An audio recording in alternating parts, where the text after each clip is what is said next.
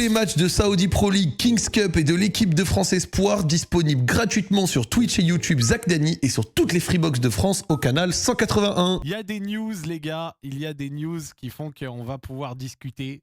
Parce que les news olympiques lyonnais sont particulières. Merci à Zik, merci à Aima Make It. Genre vraiment, les news olympiques lyonnais sont vraiment particulières. Vendredi dernier, j'ai fait un passage à la Castellerie Châtelet avec un poulet avocat. Et si t'as kiffé, ça fait plaisir. Merci à CRGD également pour le receveur. Ça fait plaisir à lire ça, tu vois. Ça c'est des choses qui font plaisir. Merci les gars. Merci. Bye bye Textor. Oui, bye bye Textor. Cet enfoiré de John Textor est dehors définitivement, ça y est. Maintenant, il faut essayer de comprendre les enjeux de ça. Et pour le faire, j'ai pris Malek avec moi. J'ai pris Malek. Vous connaissez Malek, c'est un membre de la communauté olympique lyonnais qui explique bien les choses, qui justement s'y connaît bien en finance, etc. Donc voilà, top le live avec Noël et Joa hier.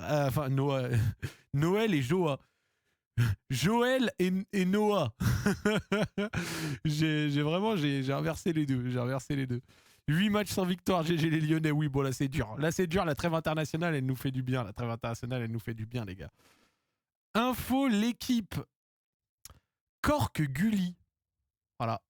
Cork Gulli, les gars. On en est là à lire des choses sur Cork Gulli. Cork Gulli, un administrateur judiciaire, a pris le contrôle de Eagle Bitco qui détient 85% du capital de l'OL. Merci à Faizen pour le recep. Qui est ce Cork Gulli? Qui est ce mec? Cork Gulli.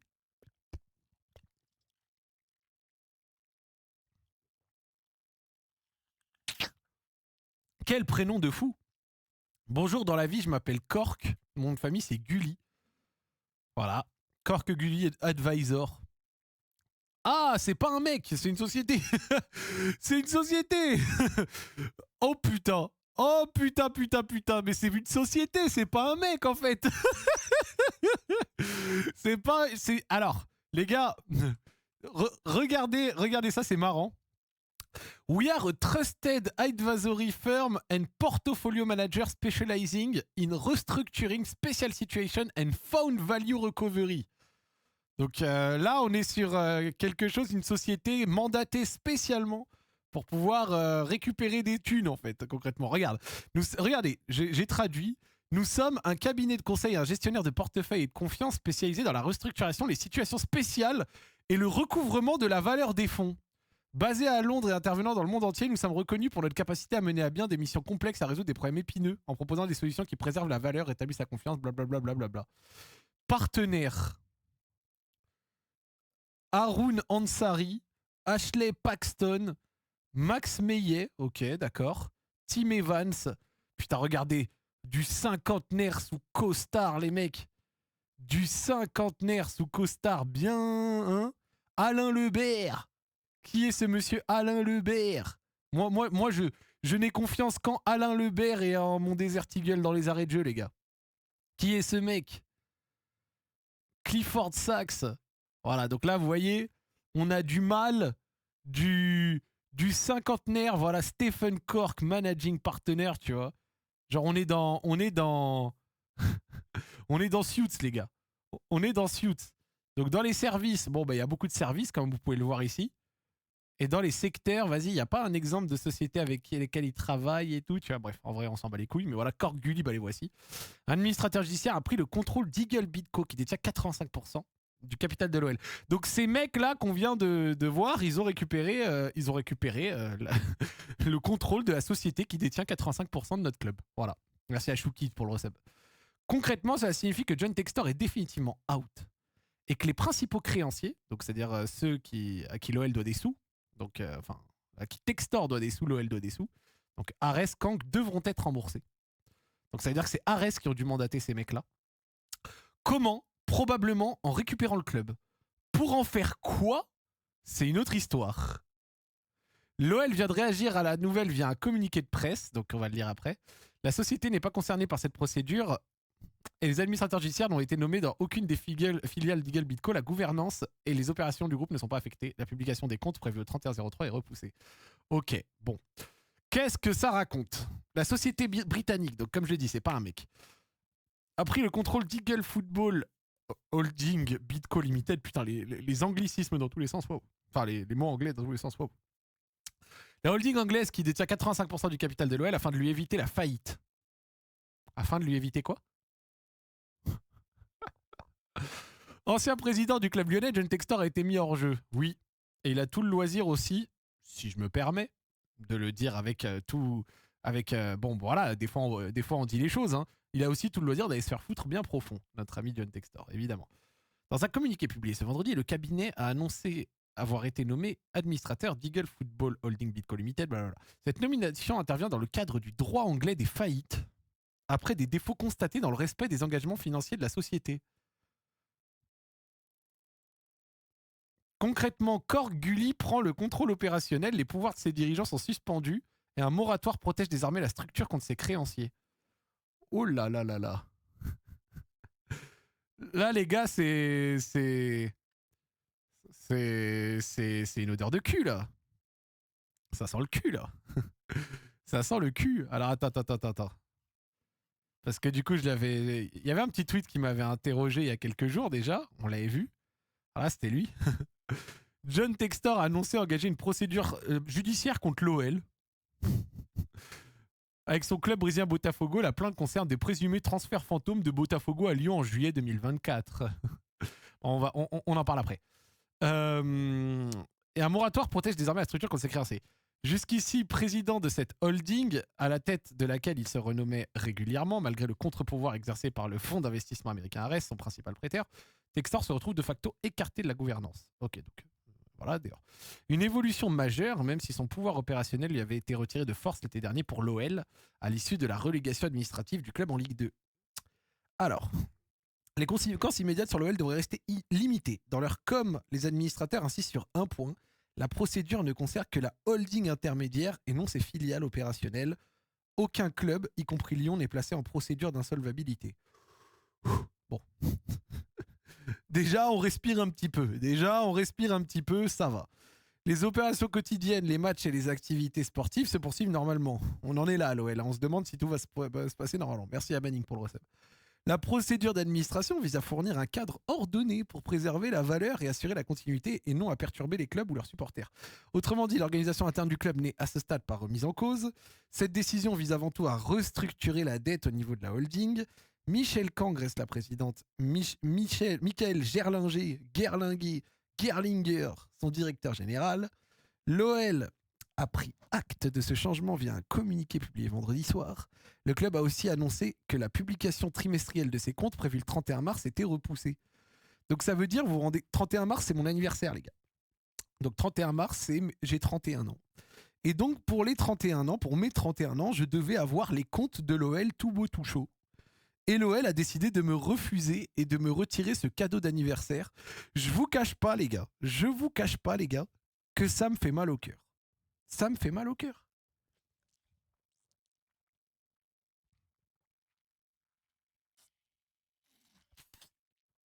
J'ai mal au cœur. Voilà, ça me fait un peu mal. C'était un cadeau d'anniversaire, les comptes de mon club, et finalement, je ne les aurai pas le 31 mars, les gars. Ça fait mal. Ça fait mal. La nouvelle a été perçue positivement car l'OL n'a plus aucun échange avec la Bidco depuis des mois. Désormais, les dirigeants auront un interlocuteur. Cork Gully indique par ailleurs que sa priorité est de stabiliser la situation et de rechercher une solution pérenne.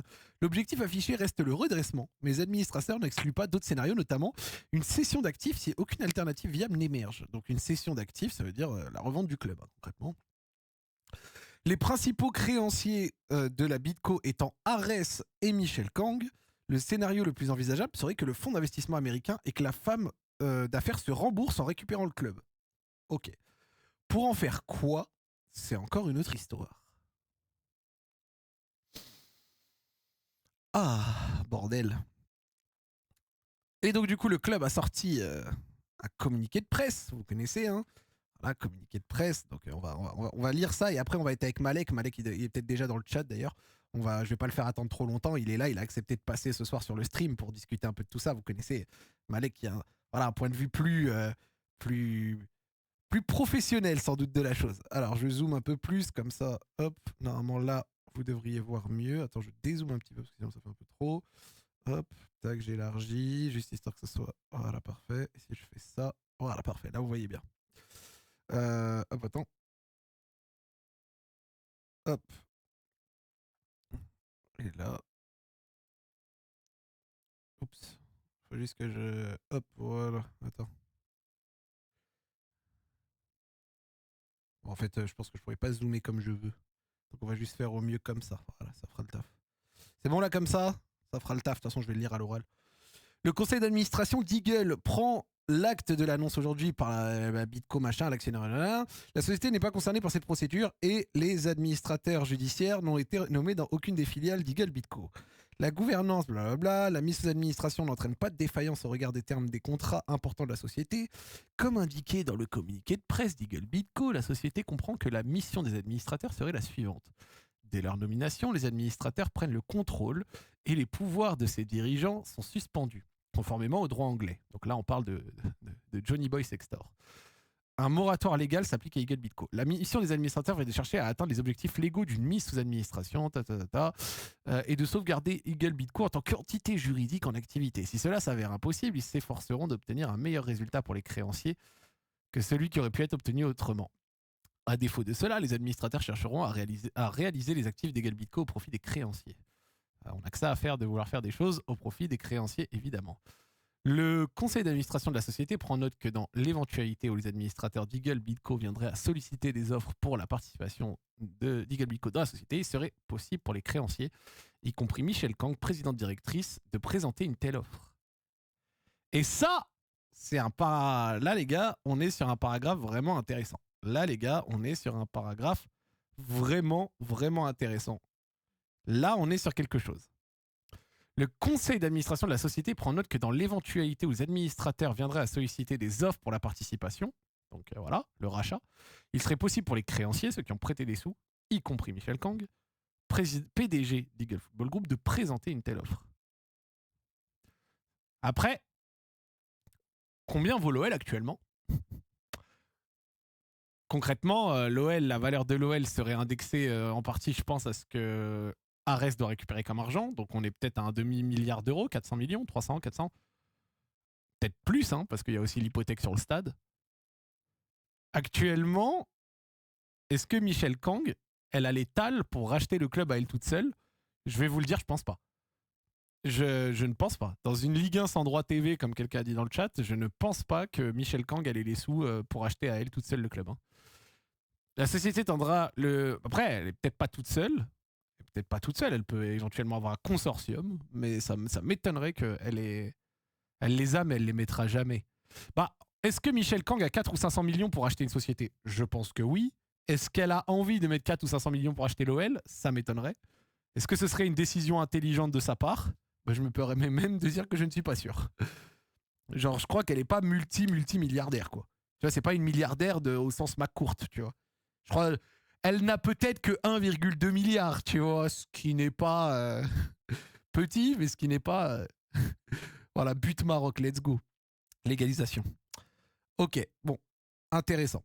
Les procédures d'arrêté des comptes semestriels de la société au 31 décembre et leur revue par les commissaires aux comptes étant toujours en cours et aux égards à la situation créée par l'administration, le CA réuni ce jour a constaté que la société ne serait pas en mesure d'arrêter ses comptes semestriels d'ici au 31 mars 2026. Donc ça va prendre un peu plus de temps. Par ailleurs, la société est en discussion avec certains partenaires financiers pour clarifier les engagements sous-jacents, la société blablabla. Alors, ça par contre, c'est intéressant. Ça par contre, c'est très intéressant, les gars. Regardez-moi ça. Activité du premier semestre 2025-2026. Le travail d'audit des commissaires aux comptes sur le S1 2025-2026 sont en cours. Le total des produits et des activités est en progression par rapport à N-1, okay, et s'élève à 121 millions au 31 décembre 2025 contre 117,6 en N-1, reflétant une bonne activité de trading de joueurs. Traduction, on a beaucoup vendu. Et un recul des produits d'activité hors trading, moins 6,9 par rapport à N-1, en relation notamment avec la baisse des droits TV de la Ligue 1, consécutivement à la rupture non anticipée du contrat d'Azone. Donc voilà, bon, là on le sait, c'est les sous en moins, quoi. Sur le plan sportif, le club occupait la 5e place au 31 décembre 2025. Le premier semestre de l'exercice bénéficie de la participation du club en Europa League comme en N-1. Alors là, on regarde. Qu'est-ce qui a augmenté et qu'est-ce qui a baissé ? Ça m'intéresse. Ça m'intéresse. Billetterie, championnat et autres matchs. Donc, au 31/12/2025, du 1er juillet au 31 décembre, donc sur le deuxième semestre 2025. Sur les billetteries, championnats et autres matchs, on fait une bonne progression, donc variation de 31%. Un tout petit peu moins sur la billetterie Europe, donc ça veut dire que cette saison, la phase de Ligue d'Europa, on a fait un tout petit peu moins d'argent sur le début de saison, quoi. Ensuite, les droits TV. Alors, les droits TV, regardez-moi la valeur en paquet de clopes. 11,4 millions. Déjà, c'était pas glorieux pour les 6 derniers mois de 2023, enfin de 2024, pardon. Alors, pour les 6 derniers mois, le deuxième semestre de 2025, 6,4 millions. L'OL, qui a fait un début de saison quand même correct et qui avait fini 6e, a pris 6,4 millions. Et 16 avec les droits TV UEFA. Donc, regardez, le truc est quand même assez marrant. Les clubs en Europe font des volumes de droits TV 2 à 3 fois supérieurs. 2 à 3 fois supérieurs que. Imaginez un club qui n'est pas en Europe. Tu vois. Un club qui n'est pas en Europe, vous lui enlevez la case droit TV UEFA et imaginez ce qui lui reste actuellement en France. C'est pour ça que la qualification en Europe, économiquement parlant, plus que jamais, elle est primordiale. Primordiale. Produits dérivés, ça se maintient. Autres produits de la marque, ça se maintient. Séminaires et visites, et ben paradoxalement, on en a eu moins. Donc on a moins de séminaires, moins de visites au stade. Moins de grands événements aussi. Putain, ça c'est chaud par contre. Hein. Tu perds 7 millions d'euros sur les séminaires et les grands événements. Et je ne sais pas à quel point il y a un rapport entre les deux. Mais est-ce que le fait d'avoir vendu la LDLC Arena à côté, qui du coup va hoster des événements qui auraient pu être au Groupama Stadium à l'époque, et puis en fait maintenant c'est plus chez toi, je sais pas, c'est juste une suggestion, peut-être je me trompe, mais bon, c'est quand même une baisse assez significative, 7 millions de moins. Donc billetterie, les revenus de la billetterie affichent une bonne performance, blablabla, donc ouais, sur ça c'est cool. Ils bénéficient par ailleurs d'un changement de méthode de comptabilisation des revenus hospitalité qui sont désormais reconnus en totalité sur la ligne billetterie. Ok. Droits TV, ben ouais, sur le plan national, ils sont impactés par la forte baisse des droits TV nationaux consécutifs à la rupture anticipée et s'élèvent à 4,9 millions. Imaginez quand il n'y aura plus beIN Sport qui paye 80 millions pour un seul match. Quand il n'y aura plus ça, les gars, ça sera encore plus bas. Ça sera encore plus bas. Et ça, c'est terrible.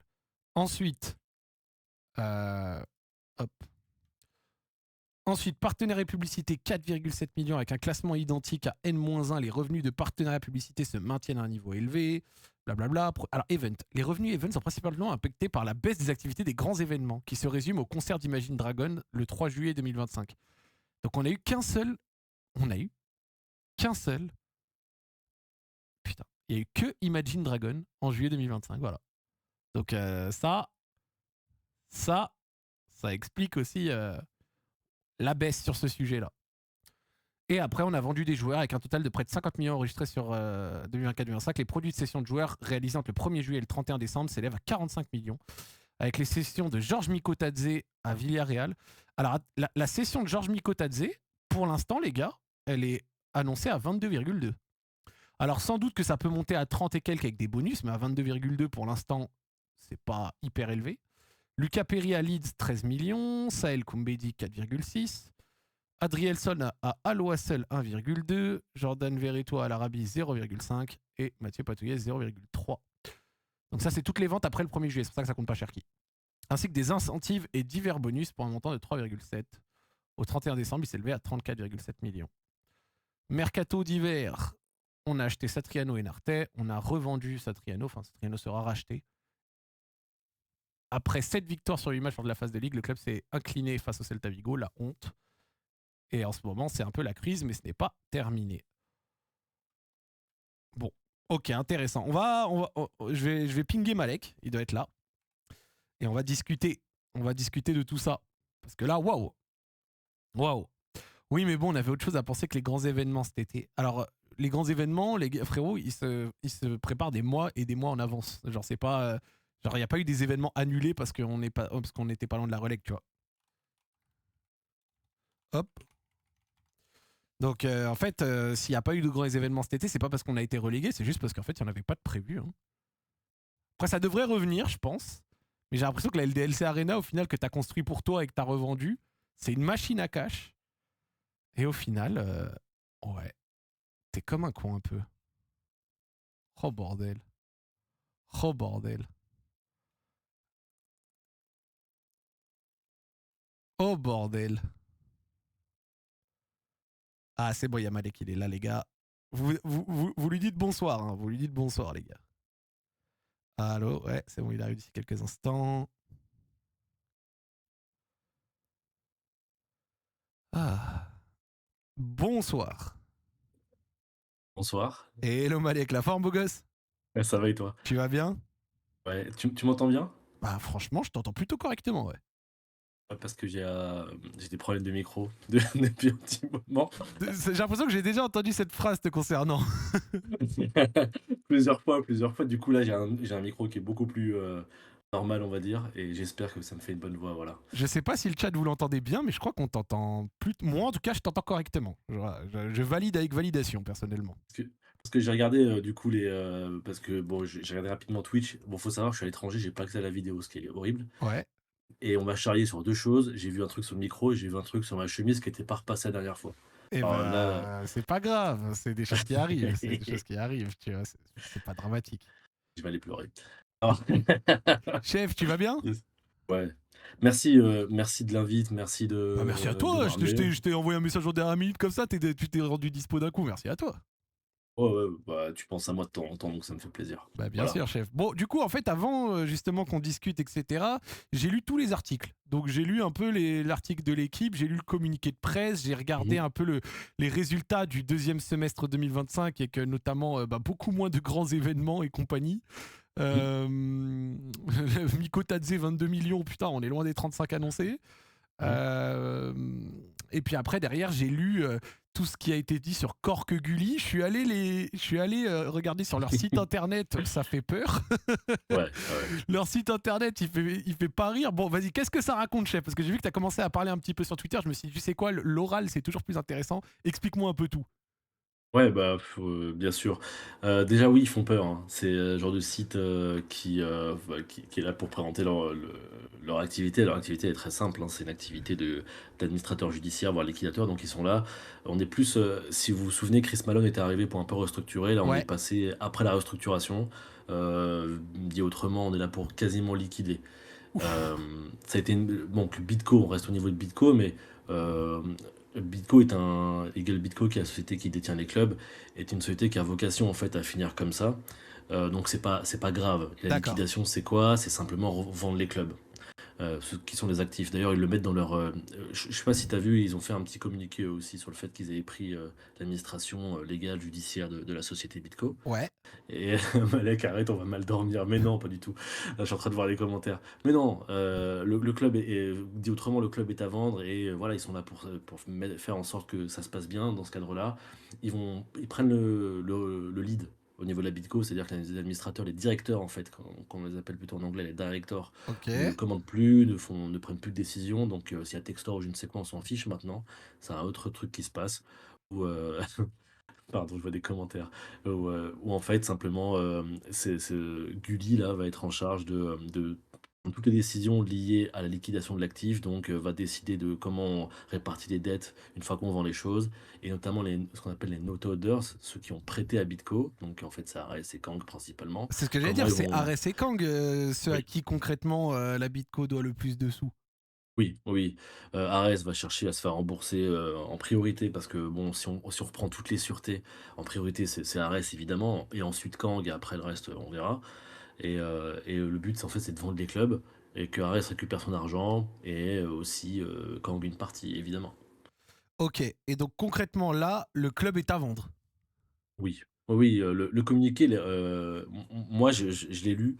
Évidemment, j'en ai parlé, je vais dire en toute transparence, j'en ai parlé un peu avec le DIRCOM de l'OL, Florent Deliger.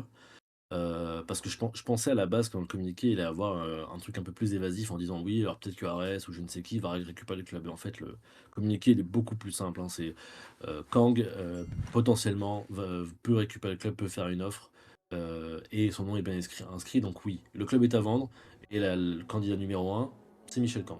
Mais après, Michel Kang, elle a pas les sous de racheter un club comme l'OL. Non, genre actuellement, la valeur de l'OL, ça doit être quoi?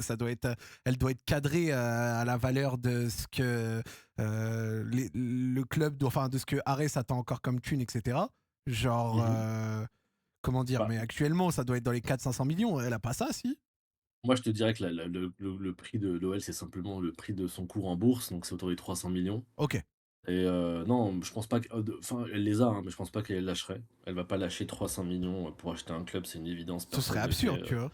complètement. Donc, soit il y aura un financement, soit d'autres investisseurs, ce qui fait plus sens. Un James Dean, ce serait bien, par exemple, iconique.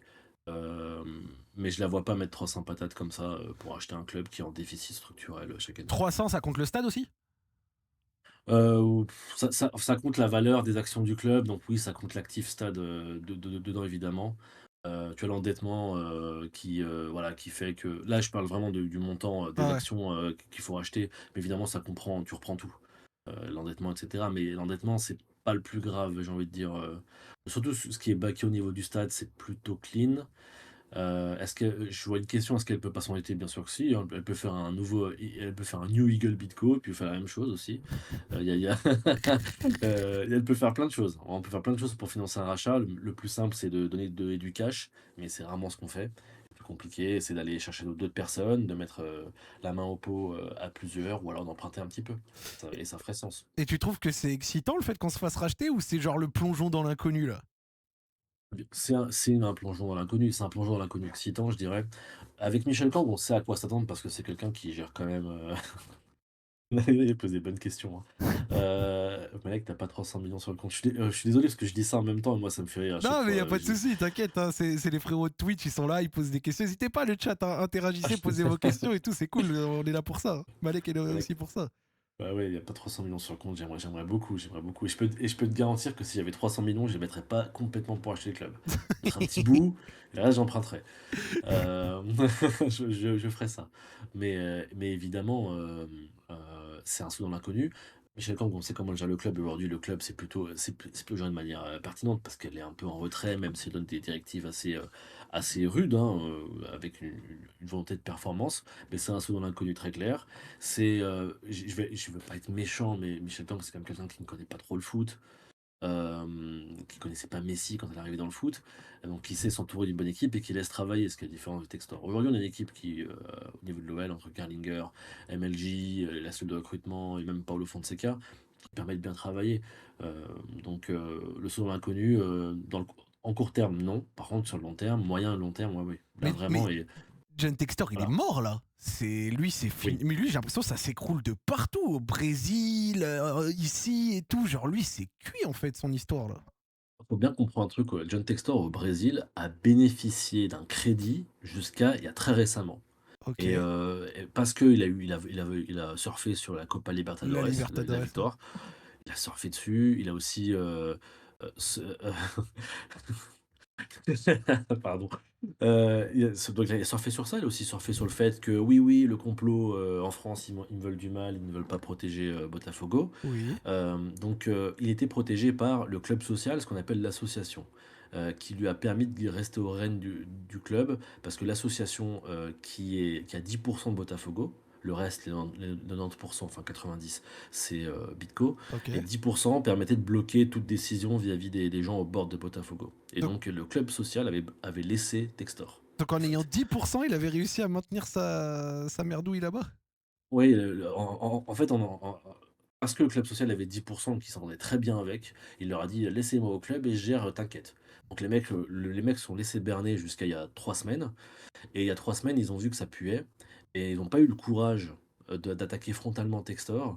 Donc ils ont essayé de monter une sorte de campagne, médiatique en disant: «Vous avez vu, Textor, c'est pas bien ce qu'il fait au Brésil, il y a des problèmes financiers et cetera». Donc Ah ils ont ouais. monté une histoire pour se donner de l'appui pour virer Textor, et c'est pour ça qu'aujourd'hui, il y a une action du club social pour dégeler les actions Botafogo et permettre la destitution de Textor au board. Mais jusqu'à il y a 1 mois et demi, 2 mois, mais vraiment, il gardait encore du crédit, hein, c'était terrible. Donc, il lui reste une seule position pour nuire, même s'il aime bien rappeler qu'il est au board de Midco, puis que tout au-dessus, il a ramené ses copains dans la holding ultime pour détenir tous les clubs. Mais en fait, il n'a aucun pouvoir et c'est terminé depuis bien longtemps, ça. Mais il a quand même la dernière capacité de nuisance qu'il avait, pardon, c'était au board de Botafogo, ce qui lui permettait de contracter des crédits sans respecter rien du tout et d'embêter l'OL indirectement parce qu'il reste des créances dettes entre les clubs. J'ai une Voilà. question. Mhm. Le chat, vous me dites ce que vous en pensez. Est-ce que tu penses que maintenant qu'il n'a pas été élu maire, Olas, il peut revenir. Mais moi, je vais être plus cru. Jean-Michel Aulas, il est jamais parti. Il a toujours été autour du club. J'ai de bonnes informations. La DNCG, on la passe grâce à lui. Ok. Il a mobilisé. Alors, on fout après quasi-prescription, donc je vais en parler rapidement. Mais en fait, ils ont ramené Thierry Sauvage, qui Ouais, était ça, on s'en rappelle. Ils avaient ramené Thierry Sauvage mais pour essayer de faire en sorte que le dossier il soit bien. On a vendu des mecs, on a dégagé. Genre, j'ai l'impression que le tout a bien plu, quoi. En fait, ce qui a plu, c'est pas tant le dossier en lui-même, parce que financièrement, ça restait bancal, que le fait on prouvait qu'il y avait une nouvelle gouvernance qui allait être mise en place Ouais, avec le voilà. retrait de Textor complet. Ok. Et pour aussi montrer patte blanche et montrer que oui, on a une nouvelle gouvernance et qu'on fait attention à ce que demande la DNCG, par exemple, ils avaient arrangé un meeting entre Michel Kang et Amy Claire. Ok. Que Michel lui explique comment ça se passe, etc., pour qu'elle soit briefée. Et donc, c'est Jean Michelas qui a tout encadré ça. Ok. Et c'est grâce à lui qu'on passe, il faut le dire. Parce que sans lui, on reste avec le même dossier financier de merde, je vais le dire comme ça. Franchement, la commission d'appel de la DNCG nous envoie en L2, je pense. Moi, je vais pas te mentir, c'est drôle, mais à une époque, il y a des gens qui m'ont parlé du dossier qu'on avait présenté à la DNCG, le premier, tu vois, le tout premier que Textor, il avait, tu sais, le genre quand après il était allé fanfaronner dans la rue là, comme un gros golemon. Et ben, tu sais que on m'a parlé de ce dossier et apparemment il était honteux. Genre apparemment vraiment il puait la pisse. Genre c'était n'importe quoi. Genre John il était arrivé à DNCG avec un dossier vraiment complètement pourri. Si tu te souviens, quand il y a une image de Gerlinger qui sort tout seul en furie, juste après, il Oui, est oui. énervé. Je pense qu'il s'est fait prendre tu sais, dans le dos, tu vois. Il avait l'air vénère, genre, on dirait que Textor avait proposé 3 francs et un bounty, tu vois. C'est un peu ça. Mais donc du coup, attends, donc du coup, pour revenir, pour recadrer sur Olas, tu penses qu'il y a un monde où il peut revenir? Mais bien sûr, contre tout le temps et complètement. Mais bien sûr, déjà, il a toujours des actions au sein du club, très minoritaires. Je crois qu'il a 2,5%, quelque chose comme ça, mais il a toujours été là. Holness a toujours surveillé ce qui se passait. Ok. Il a été au board à un moment de l'Olympique Lyonnais, enfin d'Eagle Football Group avec Holnest, puis ils sont partis, puis ils sont revenus, puis on n'a rien compris, mais ils ont toujours été autour du truc.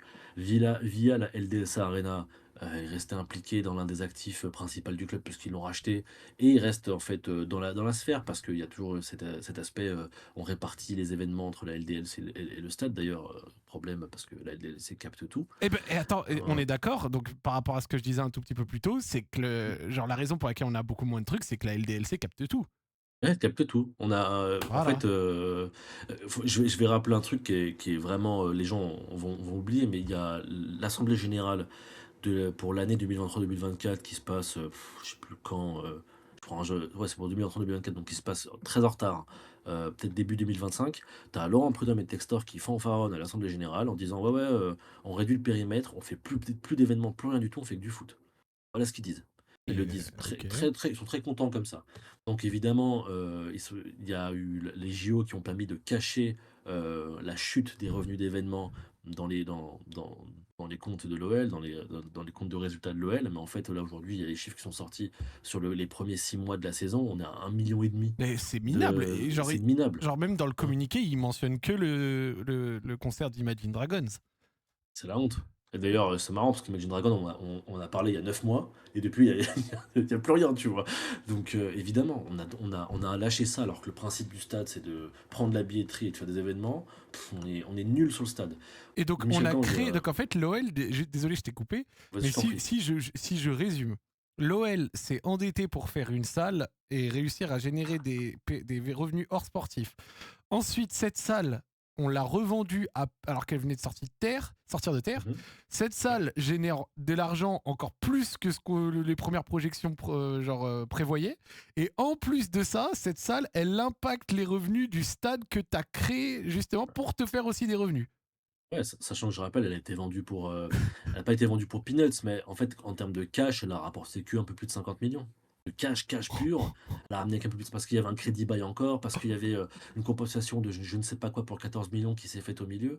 Donc le cash pur de Textor pour tout réinjecter dans Eagle à l'époque, c'était 50 millions. 56, je crois, de mémoire. Oh là là là là. Donc ça valait pas le coup. Et tu vois, Alexandre Rolas a raison.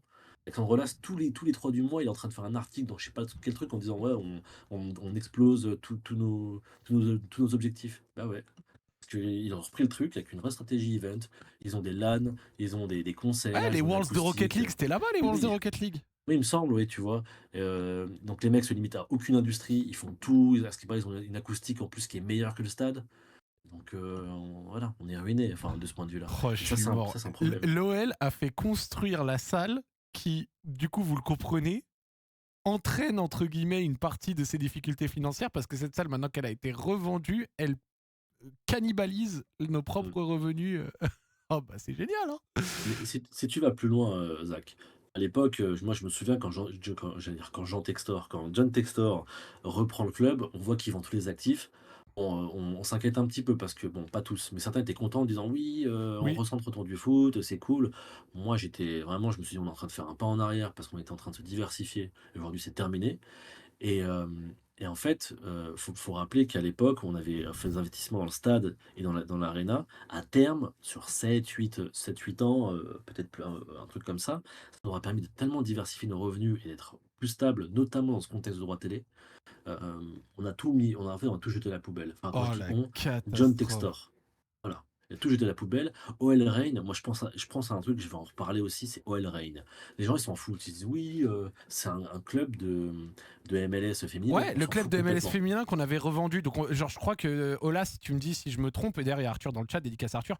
Dis-moi si je me trompe, Olas, il avait acheté OL Reign, je crois, pour 5 millions, un truc comme ça. Et au final, je crois qu'on l'a revendu 60 de souvenirs. Mais il me semble qu'en fait, la valeur, elle a encore explosé, que maintenant, ça vaut encore plus cher, c'est ça? C'est cette ordre de grandeur, ouais, je sais pas si c'est 3, 5, un truc comme ça, et c'est entre 55 et 60. Et en fait, oui, ça a pété parce que tu sais, c'est un système de franchise où tu payes plus ta place que tu payes le club. Ouais. Donc forcément, ça pète. Regardez le prix d'une franchise toute pourrie en MLS masculine. On est sur 250 millions pour un club où il n'y a rien, et parce que la place coûte cher. Et ben, le LRN n'a fait que d'augmenter aussi. Et on a vendu ça à un moment où si on attendait un an, on aurait pu vendre pour 2 fois plus peut-être. Oh Mais là il là. fallait vendre tout de suite, il fallait du cash tout de suite pour alimenter la machine à laver Eagle. Oui, c'est comme ça. Oh là Euh, là là là là là là là. et je passerai sur OL Féminin comment ça a été vendu. Parce qu'OL Féminin aussi, c'est rigolo. Pour le coup, Michel Kang a fait un excellent deal. Parce que Oh putain. elle a mis un peu d'argent dans Eagle Holding, donc tout en haut, elle a mis un peu d'argent, puis on lui a fait des compensations pour qu'elle récupère des actions à chaque fois. Eh Malek, je me Euh, permets de te couper. Je me permets de te si, couper. Les gars, écoutez, écoutez les gars. Hein. Que du fact. Hein. Bon, c'est ChatGPT, etc. J'ai mis un coup d'IA. L'évolution du prix des franchises de MLS féminin. 2020, 2 millions de dollars. 2023, quand on la revend, 53 millions de dollars. mhm, 2025, Denver, 110 millions de dollars. Et voilà, là, Atlanta vient de payer 165 millions de dollars son spot en ligue féminine de MLS. voilà, Vous, voilà. mais vous vous rendez compte, on l'a revendu en 2023 pour faire rentrer 50 millions de cash et au final elle a fait x3 par rapport à quand on l'a revendu. Donc c'est-à-dire que l'OL aurait pu être un club qui subit moins la baisse des droits TV avec une salle à côté qui ramène plein de thunes, avec des actifs comme celui-là où on avait payé quelques tout petits millions, pour le coup c'est un coup de génie d'Olas ou en tout cas des personnes qui ont fait ça en 2020, Mhm. quand ça coûtait que dalle, et là maintenant on l'a revendu alors que ça avait déjà augmenté, hein, donc on l'a revendu en faisant un Ouais, bénéfice, mais ce bénéfice était tellement plus... Oh, mais c'est oui. fou frère. Et je vous dis, hein, dans un balance sheet, dans un bilan, avoir une participation d'une société qui vaut potentiellement 150 millions, pour emprunter de l'argent en plus ou pour rassurer les investisseurs, ça marche très bien aussi. Donc quand tu vends pour ensuite remplacer par des joueurs surpayés dans ton bilan, voilà. Mais bon, John Textor te dira: «Mais j'ai fait gonfler, les actifs». Ah oui, c'est vrai, j'ai surpayé des joueurs qui valaient 3 30 millions. Forcément, après, ça fait gonfler l'actif. Aïe aïe aïe. Mais ouais, et à l'époque, je te jure, ça passe comme lettre à la poste. Les gens se disent: «Mais c'est bien», moi j'en vois beaucoup, hein: «Ah c'est bien et tout». Mais Jean-Michel Aulas avait fait un truc effectivement, moi je suis les 5 dernières années de Jean-Michel Aulas, pour moi, franchement, C'est une cata. bof. C'est vraiment très, très bof, voire cata. Mais il y avait quand même des choses qui avaient été mises en place en termes de diversification qui faisaient de nous, on pouvait être fiers d'être un club novateur. Parce qu'on était en avance. dans beaucoup de clubs. On avait un stade, mais aussi une diversification d'actifs avec, une franchise de foot féminin. Il y a aucun club dans le monde qui avait une franchise de foot féminin comme ça. Un club de foot féminin qu'on appelle le Real Madrid, l'OL féminin Ouais, et ouais. puis la LDLC qui venait, en plus, qui se rajoutait. Alors effectivement, ça coûtait de l'argent, c'est embêtant, mais c'était vraiment un projet intéressant et moi je regrette parce qu'on en est venu, on est revenu 15-20 ans en arrière Et au malheureusement. final, en 2023, ces besoins en cash, ils ont aussi surtout servi à financer les lobbies de Textor où il allait faire des mercato 4 étoiles en mettant des sous n'importe comment dans tous les sens. Oui et surtout à Botafogo, on voit d'un coup, une inflation Ah, des indemnités de à transfert. Les mecs Botafogo, ils ont eu des nouvelles infrastructures, un spa, etc. Bizarre. non mais c'est affreux. Après bon, eux, de bonne guerre vont nous dire: «Mais oui, mais on a réinjecté, les sous de la Libertadores, ouais 23 Oui, oui, 000 000 oui, oui, oui. Moi il y a par exemple un des transferts comme Barcola Loukeba, je sais pas où c'est parti, à l'époque déjà, voire même Gusto. Je crois que Gusto à l'époque, il y a une petite embrouille entre Aulas et Textor sur ça. Sur Gusto également, sur un des 2 joueurs, Loukeba ou Barcola. Parce que, Textor fait basculer un des transferts dans l'année comptable suivante pour gonfler un peu le résultat. Alors qu'en fait, le joueur était déjà parti avant, mais il a delay exprès. C'est que des trucs comme ça, en fait et Les gars, mais regardez ce que l'OL a financé avec toutes les ventes dont on vient de parler. Regardez-moi ça. Ce mercato de Botafogo. Voilà. Thiago Almada, 24 millions. D'ailleurs, pas payé hein, pendant un moment, ce qui a entraîné des sanctions. Santiago Rodriguez, 14 millions. Jair Cunha, ah, Arthur, Juan Cruz. Zach, il y a une bonne question là. Thiago Almada, il a été payé par qui? Parce qu'il a pas été payé, en fait, Il n'a à pas été Atlanta. payé, les gars. Ouais. Je m'arrête là sur cette question. Il n'a Mais jamais été c'est payé, les gars. voilà, mais ça fait aucun sens. Une vraie, j'allais dire, une opacité, non, c'est une obscurité en fait sur les flux entre les clubs. Et regardez, Ouais. depuis qu'il a moins on va dire de moyens d'accéder à Bitco et aux sous de l'OL, le robinet il s'est un peu tari, regardez bizarrement là. Là, je leur monte un peu le transfert market et les transferts. Ah, oh bah, il y a que des retours de prêt et compagnie là, c'est chelou, hein. C'est Ah zut, bizarre, zut. il y a moins d'argent là, hein. Bah ouais, et ouais. Et ça a été comme ça pendant 2-3 ans et on a laissé faire Textor. C'est ça qui m'embête un peu, c'est que il y a eu un laisser-faire général. Moi, je m'en prends très souvent à au cirque médiatique qui est autour de Textor. Parce qu'effectivement, ça l'a concerté, hein, ça l'a conforté, pardon, dans ce qu'il faisait. C'est un très bon communicant, John Textor. Il est excellentissime. Franchement, euh, il n'y en a pas beaucoup qui communiquent comme lui. Par exemple, si on compare avec d'autres aujourd'hui qui font des campagnes politiques, bah, John Textor aurait été meilleur. Mais évidemment, mais évidemment, il a été très bon sur ça. Il a aussi eu peu de contestations internes, tant à Botafogo que même au sein d'Eagle et au sein du club. On l'a laissé faire en fait. Même Arrest l'a laissé faire. Et le seul coup de massue qu'il y a eu un moment sur Textor de la part d'Arrest, c'est quand il y a eu la relégation à titre conservatoire en Ligue Ouais, 2. ouais, ouais. Là, Arrest a dit non, mais par contre, t'es en train de nous faire couler l'actif principal, on va restructurer ça. Mais avant ça, il fait ce qu'il veut. Avant ça, il fait. J'ai beaucoup de respect pour ses joueurs, Ben Diakate et Mangala pour plus de 60 millions les deux. Mm. Voilà, des choses comme ça. Quand Diakate arrive, je suis très content. Je me dis, ouais, c'est un super profil. Après, je vois 33 ou je sais pas quoi. Je me dis, ah, par contre, Ouais, le prix est absurde, on le voilà. sait. Et, Et voilà. et la question là que forcément tu vois moi je me pose, c'est que actuellement donc la valeur du club est autour de 300 à 400 millions d'euros. Tu penses que si vente il devait y avoir, ce serait sous combien de temps? Genre alors c'est impossible pour toi de me dire là tout de suite, je me doute 2 semaines, 6 mois, etc. Mais genre une fenêtre de temps dans ce genre de cas, selon toi, ça se dessine autour de combien de temps tu penses? C'est 6 mois, 1 an, 2 ans, c'est comment? Mon petit doigt me dit que c'est déjà fait qu'il y a juste à certaines conditions qui sont encore en attente pour que le transfert des clubs soit fait. Oh. Je ne peux pas croire. En fait, ça va prendre avec des pincettes ce que je vais dire. Prenez Oh. ça avec des pincettes, mais en fait, le fait que Kang soit intéressé par l'OL, ça circule depuis des semaines et des mois dans les milieux autour de l'OL. Quand je dis des milieux, c'est des trucs. des infos qu'on te sort comme ça, tu sais pas si c'est une merguez ou pas, mais tu l'entends. Ouais, tu l'entends parler au Tu détour ici et Ouais. là, ouais. Voilà, donc tu le prends que des pincettes, mais effectivement, par contre, un truc qui est réel et qu'on entend souvent, c'est que Michel Kang aime beaucoup, prend beaucoup de plaisir à faire ce qu'elle fait et elle est vraiment en train de prendre goût au truc. Ça, c'est vrai. Ça, c'est un truc qui est dit par tout le monde. Moi, je pense qu'il y a déjà des chiffres qui ont été, échangés, que, ils avaient déjà mis en place Michel Kang et que le but, c'est de le refourguer très rapidement. Je peux pas te dire, mais moi, pour moi, rapidement, c'est je sais pas s'ils vont attendre que ça se décante à Botafogo. Parce qu'à Botafogo, il est vrai, hem, vous n'avez pas entendu la réponse, j'ai pas fini ma réponse, vous inquiétez pas, je fais une réponse de 3 minutes de toute façon, donc comme toujours, je suis chiant. Non, mais c'est Heu, bien, tu t'exprimes, c'est cool. ouais, ouais, bah, parfois un peu trop. Heu, T'inquiète, mais prends ton temps, chef. merci Zach de m'inviter. Zach est très gentil, regardez, les vidéos de Zach, j'aime beaucoup les vidéos de Zach. Ah, t'es un frère. Heu et j'aime beaucoup Zach aussi. Mais Merci. je le paye pas, il me paye pas, hein, vraiment, hein. C'est, l'appréciation pure et dure. Mais simplement, donc pour répondre à la question, normalement, ça va se faire rapidement. Alors effectivement, c'est pas ça peut pas se faire dans 2-3 jours, mais pour moi, ils veulent le faire le plus vite possible parce que qu'Arès a envie de se désengager et parce que c'est quasiment acté que Kang va reprendre l'OL. Elle s'est positionnée, on l'a positionnée.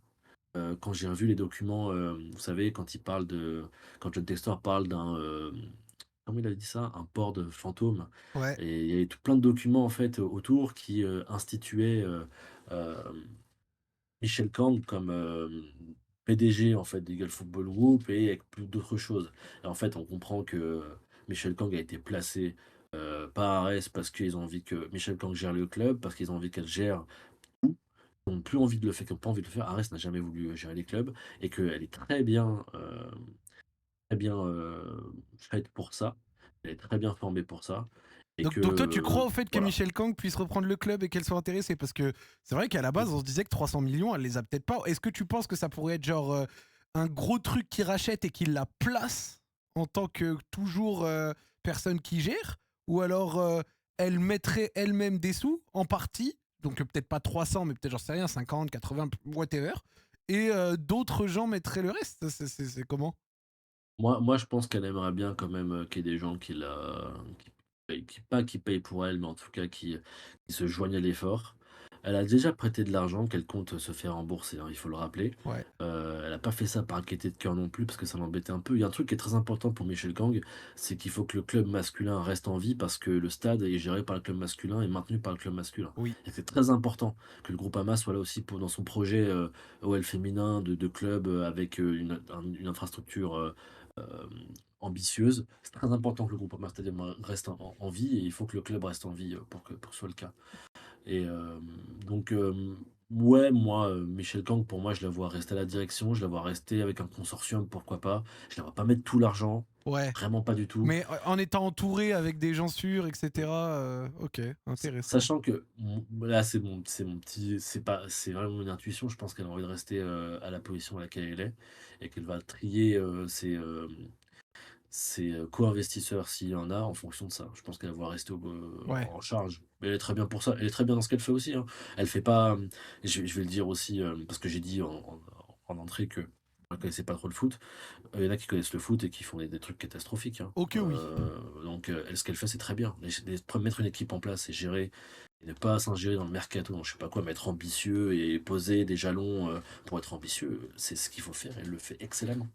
Tu sais qu'il y a des gens dans le chat, ils disent quelque chose, et moi je le dis, ça a été ma position et je la garderai toujours, même si je sais que beaucoup de gens ne sont pas d'accord et je le respecte, il n'y a pas de souci. Il y a quelqu'un qui dit ouais, faut vendre à des Qataris et basta. Tout à l'heure, là, il disait ouais, l'Arabie Saoudite, comme si genre c'était, tu vois, là, le go-to à chaque fois. Il se fait dire ah, Arabie, bah l'Arabie rachète en fait, tu vois. Moi personnellement, je l'ai déjà dit, j'aimerais pas que mon club devienne un club étatique. Voilà, je sais que beaucoup rêveraient de ça ou seraient à l'aise avec ça.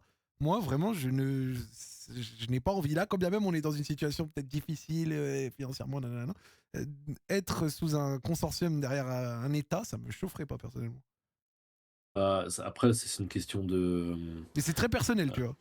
C'est ça, c'est exactement, c'est une question de trucs personnels. Est-ce que tu as envie d'avoir un club, différemment fait de ce qui se fait naturellement? C'est-à-dire un club avec, ta base de fans, avec, le club typique français, c'est un entrepreneur local avec quelques partenaires autour et on fait monter le club. Mais ça existe plus, les mecs ont pas assez. C'est vrai. JMA, c'était notre entrepreneur local, par exemple. Mais il faut rester, il faut mettre beaucoup d'argent, ça coûte cher le foot. Et bon après, moi je pense que la question se pose différemment. Est-ce que tu le Qatar et l'Arabie Saoudite intéressés par l'OL? Je pense pas. Je pense qu'il y a peu de monde qui l'est. Hugo, à une Et époque, il avait dit qu'il y avait eu quelques peut-être petits signaux d'intérêt, genre, mais peut-être, c'est genre léger, mais rien de très concret. ouais, puis comme on va pas finir ce Twitch gauchiste, on va pas dire les raisons. Mais je veux pas t'attirer de problème, Zach. Tu l'as amené finement, j'aime bien, tu l'as amené finement. Il faut parce qu'après il y a des gens qui vont s'énerver. Je ne fais pas de politique, ma mission n'est qu'artistique, hein, Bien bien sûr, évidemment. bien sûr. C'est un bon. Mais ouais, c'est pas un club qui attire ces investisseurs-là. Mais pour tout un tas d'autres raisons aussi. D'ailleurs, la structure du balance sheet aujourd'hui, elle est pas fait que c'est pas pertinent, malheureusement. Mais il y a d'autres éléments, Hugo l'avait dit, et je suis persuadé que ça marche aussi. Tu veux pas d'un actif où des gens qui ont pas envie que tu sois là, en fait. Ouais, C'est je aussi simple capte. que ça. Ouais, je capte. Mais mais après le foot français est aussi, et ça de plus général, il faut le rappeler, c'est comme très difficile d'y investir. Aujourd'hui, il n'y a pas de droit télé, ça fait que votre base de revenus, elle n'existe pas. Ouais. Elle n'existe pas, Putain, et c'est une catastrophe, ça. Malek, 6 millions, bordel. 6 millions. Mais pour un semestre entier, 6 millions, Ouais, c'est minable. c'est cataclysmique. Mais moi, je commente rarement la LFP et ce qui s'y joue, mais faut bien comprendre un truc parce que les gens pensent que c'est difficile, qu'on a affaire à une bande d'incapables qui gèrent des sujets qui sont pas difficiles à gérer, mais qui les gèrent avec une légèreté folle. Et le fait le Mediapro et ce qui s'est passé ensuite, parce que tout a commencé avec Mediapro, et le fait surtout de ne pas se poser 3 secondes autour d'un café, avec Canal+ et dire: «Bah, effectivement, vous avez l'oseille, vous êtes un partenaire, restez là». Mais il faut être complètement fou. Faut simplement avoir une fouille des grandeurs et croire que, Le le foot, milliard. français, ouais, le milliard, que le foot français vaut quelque chose qu'il ne vaut pas. Regardez Qu'il ça, vaut gros. Regardez ça, c'est les gars. 600 millions. 600 millions, c'était le foot français, hein. C'était très bien et ça marchait très bien. Aujourd'hui, Regardez ça. le revenu là, c'est 6 patates sur 6 mois, donc peut-être qu'on va Et en avoir, je sais plus, pas, c'est ce que 12, je leur 15. disais, c'est qu'en gros, là, droit TV, LFP, FFF 6,4, droit TV UFA 16,4, alors qu'on est que en Europa. Ce que j'essaye Heureusement. de dire, c'est que si on n'était pas en Europa, tu aurais 16,4 en moins. Et imagine les clubs qui n'y sont pas. Imagine les clubs qui jouent la LDC, ils se font des 40, des 50, donc c'est-à-dire de maintenant Mhm. 10 à 15 fois plus que ce que le reste de la Ligue 1 touche. Genre, la qualification en Europa, enfin en Europe, pardon, elle a toujours été importante en Ligue 1, mais là, plus que jamais. Genre, c'est J'ai- plus que jamais. Et même une question qui me plaît, c'est Ligue 1 plus, t'en penses quoi, Malek? Bah, c'est mignon. C'est mignon, Ligue 1 plus. C'est un truc, dans la multitude de trucs. Enfin, Ligue 1, vous savez que Zach Nani propose plus de contenu que Ligue 1 plus? Quand même. Ça coûte moins cher, Zach Nani. Vous vous rendez compte Ah, je peux te dire que ça coûte moins cher, ça. Non, mais blague à part, en termes de divertissement, parce qu'aujourd'hui, le foot, c'est dans dans la case divertissement. On peut pas avoir une chaîne qui propose un seul championnat et qui propose même pas tous les matchs en plus, hein, c'est le pire en plus. Qui propose un championnat et qui est la Ligue 1, quoi. Donc évidemment, non, c'était un truc parce qu'il y avait rien autre à faire, hein. C'était soit ça, soit il y avait un blackout et il y avait même pas de foot. Ouais. Donc évidemment, ils ont créé leur chaîne et c'est voilà, grand bien leur face, ils ont réussi à faire un truc. Mais en fait, c'est vraiment soigner un cancer généralisé avec un pansement sur le genou.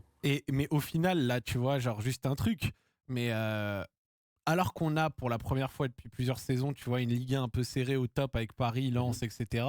Au final, la décision de décaler le match, alors que ça pouvait être un match pour le titre, et ça peut au final devenir un match qui n'aura peut-être aucune valeur si jamais Lens perd des points d'ici là, pour prioriser les clubs français en Europe, donc Strasbourg et le PSG, au détriment de ton propre championnat, et donc du coup te mettre à dos beaucoup de Oui. suiveurs du foot français qui avaient peut-être fait l'effort de s'abonner à Ligue 1+, qui vont se désabonner ou retourneront peut-être à l'IPTV. Au final, cette décision, elle est un peu cata, non? Elle est catastrophique comme décision, et évidemment qu'il fallait pas la prendre. En plus, la manière de la prendre, elle est catastrophique. Euh, pense que le problème majeur dans la gouvernance du foot français, c'est que les gens ont rampé devant le PSG pendant trop longtemps que maintenant, le PSG fait ce qu'il veut et dirige et a de l'influence et je sais que les gens aiment beaucoup, taper sur le PSG. Moi, je tape pas sur le PSG, je tape sur les autres qui ont en fait, n'ont pas de contre-pouvoir, n'essayent pas de s'organiser, de sorte à ce qu'on ait quelque chose de plus, équilibré. Gourian a essayé, mais c'est timide, ça reste timide, même si c'est pas mal. Je trouve par contre que l'OL est très discret sur ça en ce moment.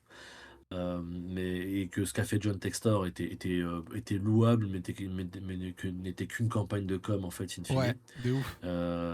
Moi, tout de suite, quand j'ai vu ça, je me suis dit, mais qu'est-ce qu'il fait lui? C'est pas. Enfin, d'accord, ok, oui, c'est bien, mais c'est pas ça le sujet. Enfin, ramène de l'argent pour mon club. Donc, évidemment, cette gouvernance, telle qu'elle est faite au niveau de la Ligue de football professionnel, elle est, oui, il y a le truc ruissellement, mais il y a aussi le fait que les clubs ne s'assument pas, que les dirigeants ne s'assument pas, qu'il y a, il y a un certain laisser-faire, laisser-aller sur les décisions, il n'y a pas de suivi. Et moi, si j'avais les documents sous les yeux de CVC ou je sais pas quoi, j'aurais dit, mais vous foutez de la gueule du monde ou quoi avec ça? Mais c'est quoi ce deal catastrophique? CVC, c'est un deal catastrophique. CVC, Je- on en parlait à l'époque déjà en live, le fait d'avoir laissé autant d'argent. Après, au final, CVC, ils ont mis une grosse somme qui, Mm. si les droits TV s'étaient maintenus, aurait peut-être été worse au bout de 15-20 ans. Là, vu le niveau des droits TV et des revenus du foot français, au final, ça prend les allures de pire investissement possible de leur part, quoi. Exactement. Alors que vous savez très bien, tout le monde sait ce qu'il faut faire de toute façon. Il faut appeler Canal+, et il faut ramper pour qu'ils nous rachètent les droits télé à 100 millions. Un truc comme ça, et puis que ça remonte progressivement avec le spectacle. Parce que de toute façon, ils sont pas intéressés par le foot Canal en ce moment, parce que le foot français n'intéresse pas, parce que c'est pas un sport Canal+ compliant. Suivez mon regard quand je dis ça. Voilà, actuellement, ils Euh, ont leur ticket PL, LDC, ils oui, sont oui, contents, hein. Et en oui, plus, bien sur sûr. MyCanal, tu retrouves Bein. Exactement, et puis, t'as ça, puis t'as la F1, tu vois? Enfin, voilà, et c'est le problème majeur aussi et on en revient aussi à la question de traiter le foot, les droits télé du foot comme un divertissement plus que le foot en tant que tel. C'est qu'il y a pas cette vision sur la LFP de se dire, cette vision humble, en fait, in fine, de se dire: «On va traiter le foot comme un divertissement parmi tant d'autres» et qu'en fait, le foot, c'est en rivalité avec Netflix et avec Zach Nani accessoirement, tu vois? Mais je te vois pas, mais je pense que tu es gêné un petit peu. Mais évidemment, tu proposes un meilleur contenu que Ligue 1+. Voire parfois, je crois que tu arrives à dunker Dimanche, les gars, il y a une vidéo Inside avec les espoirs qui sort, une nouvelle, ça régale. Et Voilà. vous allez voir, vous allez kiffer, ça va bien se passer. Ouais, globalement, là, donc du coup, en fait, si on reprend, donc merci d'ailleurs, Malek, de prendre le temps, si on reprend un peu tout ce qu'on disait, du coup, selon toi, alors c'est pas des infos, c'est des feelings, etc. Donc prenez ça, les gars, avec, comme on disait, voilà, c'est pas une prédiction, c'est juste Malek qui donne son feeling sur certains trucs. Mais grosso modo, l'OL est à vendre. A priori, peut-être que la vente serait même déjà bien engagée avec Michel Kang qui serait intéressé. Kang plus peut-être des investisseurs autour d'elle, ce qui pourrait donner un fonctionnement de l'OL comme celui actuel, mais peut-être dans un cadre plus sain, tout en étant toujours un peu parasité, effectivement, comme on le disait, par la salle à côté, etc. Ce qui va demander quand même du travail. Voilà, si je résume un peu, non? Oui, oui, sachant que la priorité, c'est quand même de sortir de la structure multiclub qui a été Une quelque catastrophe. chose ouais, qui a endommagé le club. Ouais. Oui, ça comme ça, je pense. Je veux pas être très sec sur l'horizon parce que, comme je l'ai dit, la variable, c'est est-ce qu'ils vont attendre Botafogo pour enfin exécuter ce qui est exécuté parce qu'il y a encore un petit blocage des actions à Botafogo qui fait que pour l'instant, on peut pas faire grand-chose. Mais hormis ça, Textor est quasiment apte. Tu te souviens, je sais pas si tu te souviens d'ailleurs, Zach, à ton live DMCG, Oui. à la fin, tu vois, j'ai participé rapidement et j'avais fait un peu le rabat-joie en disant ouais, c'est trop bien, enfin, je suis content, mais en fait, Textor, il est encore là, et puis on va Ouais. se le taper, et puis il y aura des problèmes en fait. Ouais, Et, je me rappelle pertinemment.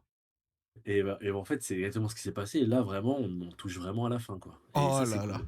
Les gars, ça Ouais. mérite de faire un peu la teuf. Ça mérite de faire un peu la teuf parce que je vous le dis, les gars, Textor out. On espère juste que les prochains repreneurs et que le prochain rachat, la prochaine structure soit quand même plus positive, ou en tout cas peut-être dans le sens de ce qu'on a actuellement, c'est-à-dire Michel Kang, et des personnalités qui ne touchent pas au fonctionnement du club en laissant faire les personnes peut-être plus compétentes qu'elles, quoi. Mhm.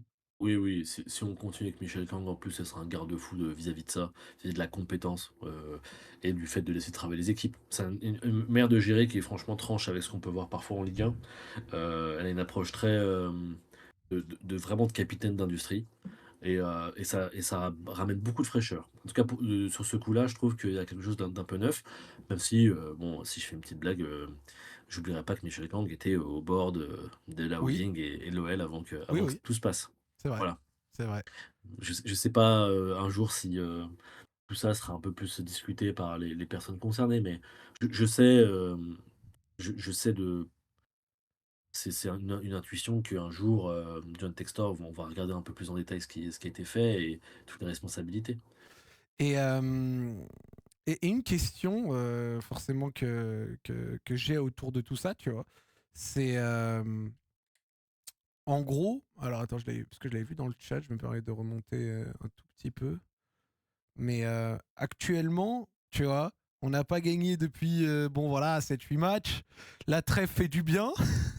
Grave. On espère que personne se blesse et enfin relancer une série positive. Au final, c'est ça qui est fou. C'est qu'en n'ayant pas gagné depuis 8 matchs, toutes compétitions confondues, ok, derrière ça s'est rapproché, l'avance c'est a fondu. Par contre, devant ça avance pas plus que nous. C'est-à-dire que Marseille avance pas Ouais. spécialement plus. Rennes a vécu son coup d'arrêt aussi. Lille et Monaco reviennent, mais voilà. Euh, Au final, si on se relance, tu peux toujours espérer faire ton top 4. Genre. À quel point, dans l'état financier actuel de l'OL, c'est primordial de répéter au moins l'Europa, quoi. C'est plus que primordial, c'est très très important. Vous doutez bien que quand on voit les revenus là sur les 6 mois qui ont été un peu évoqués par le club dans le communiqué, Ouais. ça fait une grosse différence. 16 millions sur une compétition européenne, ça ramène beaucoup d'argent. Et aujourd'hui, c'est la seule source de revenus exogène qui peut arriver parce que bon, aujourd'hui, là, on a la billetterie, certes, on a un peu de marketing, un peu de partenariat. Et l'essentiel et le plus important, c'est potentiellement, si on va en Ligue des Champions, les droits télé. Donc c'est très important. L'année prochaine, on rappelle aussi le cadre de l'UEFA. Cette saison, il y a un déficit qui est prévu. Donc on doit Comme d'hab. pas être ouais, ouais, comme d'hab. Sauf que là, on doit rester dans le cadre de ce déficit et pas le dépasser. Et l'année prochaine, c'est très réduit déjà. Donc dès l'année prochaine, il faut faire en sorte de se dégager beaucoup de revenus. Euh, Si on veut un petit peu dépenser d'argent. Donc bien sûr qu'on va vendre des joueurs, c'est une évidence. On va vendre des joueurs. Vous pouvez dire adieu à un ou deux ou trois joueurs, voire plus.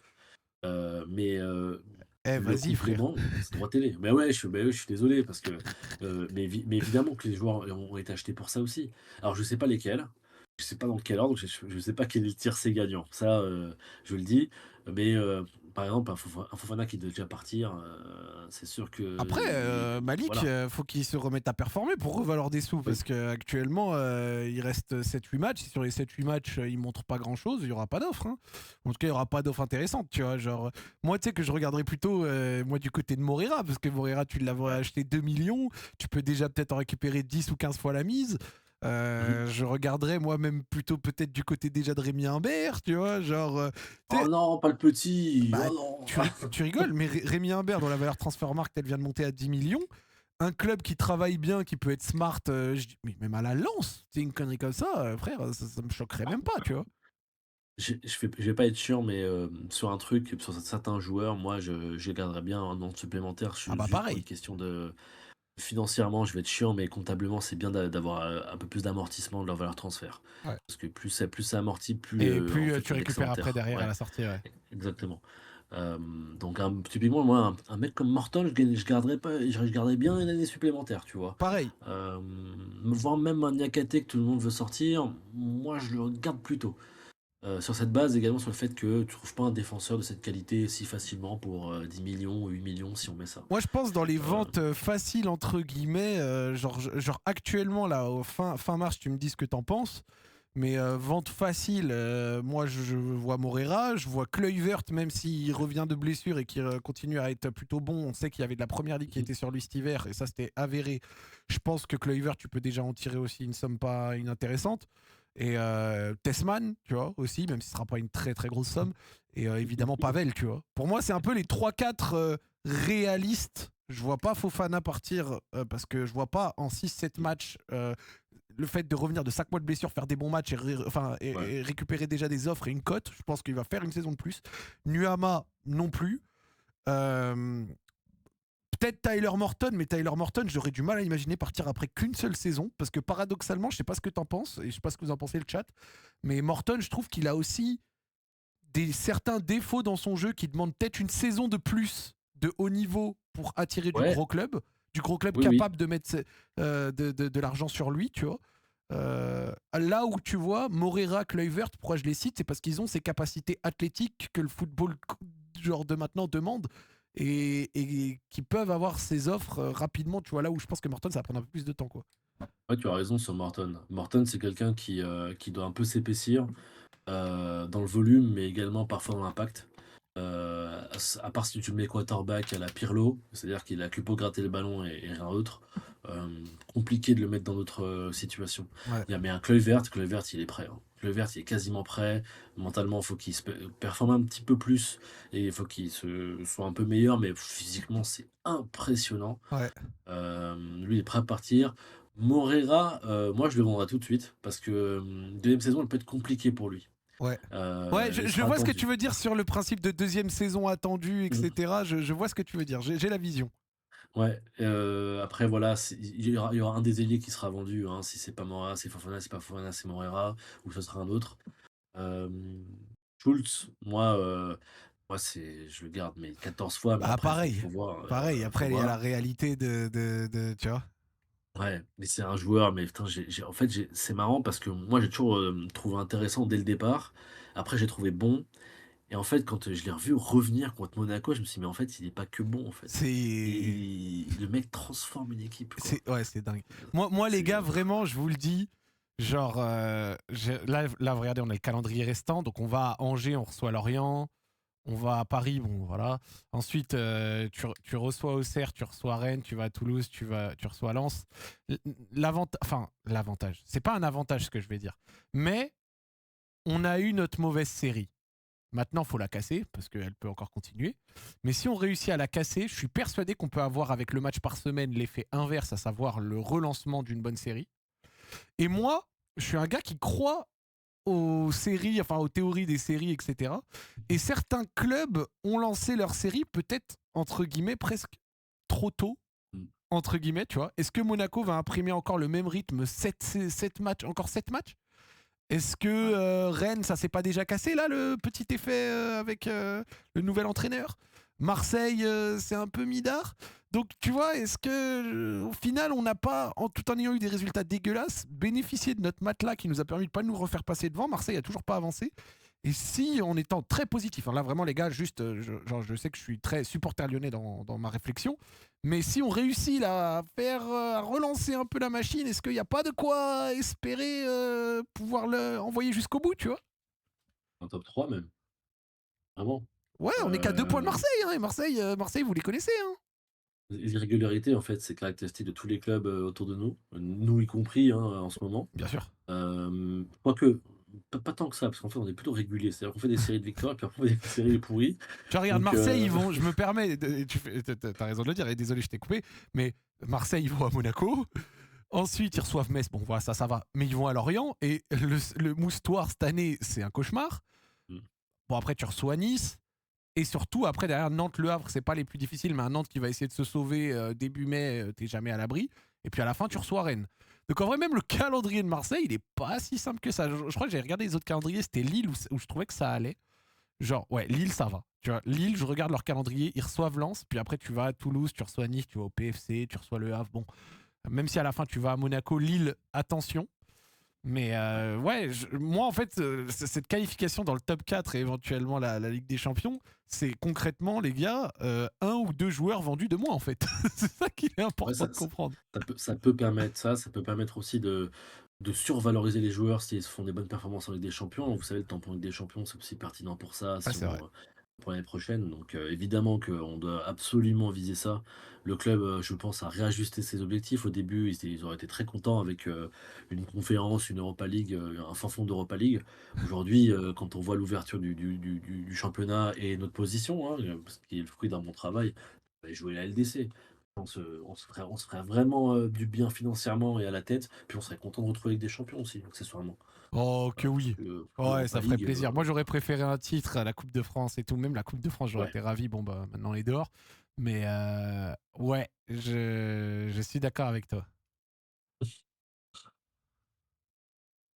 Ils font trop rire les mecs dans les commentaires. Il y en a un qui avait écrit le moustoir samedi à 17h, je le souhaite à personne. Chef, tu vois, en Angleterre, ils disent le déplacement difficile on a Monday evening, cold Monday Ouais. evening, tu vois, un truc comme ça. Tu vois, tu vas jouer à Leeds et tout, c'est dur. Mm. Poto, le moustoir. À la Ah ouais. Ligue 1, on a pareil. Tu vas au moustoir ou alors à Francis Leblé en milieu de saison, le 12 janvier, frère. T'es pas content, gros. Avant qu'on lance la grosse série de victoires là, des 13 matchs, la défaite qu'on fait, c'est début décembre au Moustoir. Mais quand Nice il prend un rouge de souvenir, on s'est fait démolir là-bas. Hein. On s'est Ouais. fait démolir. Ils nous avaient démoli, Lorient. Ils sont trop forts à domicile, Lorient. C'est grave. Le pire, c'est qu'ils font une saison, tu sais, ils sont à moins 4 de différence de but, tu vois, mais ils sont 10e, 37 points. C'est le bourbier, Lorient, frère. Ouais, c'est vraiment l'équipe un peu épouvantail sur une fin de saison qui va parfois gratter des points comme ça, une victoire contre un gros parce que il a décidé. Et ça, il y a vraiment des vrais joueurs de qualité pour le coup. Vraiment des vrais. Pablo Pagis, je l'ai vu. Alors, latéral gauche, là, j'ai plus le nom, je le trouve trop fort. Euh, alors, autre milieu de terrain, j'ai la honte, hein, je me souviens pas des noms. Hein. Attends. Euh, Alors, est-ce que c'est. Ouais, c'est Kwasi, c'est Arsène Kwasi, leur latéral. ouais, Ouais, quoi, ouais, si, je Arsène le trouve Kwasi. Ouais. super bon. Il nous avait fait un truc de malade. Parce que moi, je me rappelais Mm. d'Yongwa, Darling Yongwa, parce qu'il nous avait marqué Oui, un banger. Mais ouais, ouais, mais ouais. avant, ouais, exactement aussi. Mais c'est des joueurs, mais les mecs, quoi, si, avant, c'est. Ouah. Kwasi, Euh, Avom, Pagis. ouais, et puis t'as des mecs, là, t'as Bergel, c'est solide de Le bon ouf. vieux. Euh, Pampa Dieng, qui des années après commence bah enfin oui. à être excellent. Ok. Latéral gauche. Ouais, latéral gauche. Intéressant, très très intéressant. Et, Lui, ouais. mais au final, moi, presque, genre, ça ferait trop mal de finir à la place du con quatrième, où genre tu dois jouer des préliminaires, tu sais pas si tu vas en LDC, etc. Donc ça paralyse ton mercato parce que tu sais pas à quel point tu dois vendre, à quel point tu dois acheter. En plus, les matchs sont fin Mm. juillet et tout, genre ça te fait travailler un peu dans les dernières minutes du mercato. Moi, vraiment, je déteste les clubs qui font toutes leurs arrivées dans les 10 derniers jours. Moi, c'est mon cauchemar. Et Ça j'ai l'est. l'impression que si on finit quatrième, c'est ça qui va se passer pour nous. Moi, vraiment, je vais être honnête avec toi. Je préfère qu'on fasse troisième, ou presque, je préfère te dire que je préfère qu'on fasse cinquième. Mais Ouais. quatrième, où tu sais pas si tu vas en LDC, tu vas jouer un tour préliminaire qui peut être chaud et ton mercato se transforme chelou et tout. Oh là là là, ça fait chier.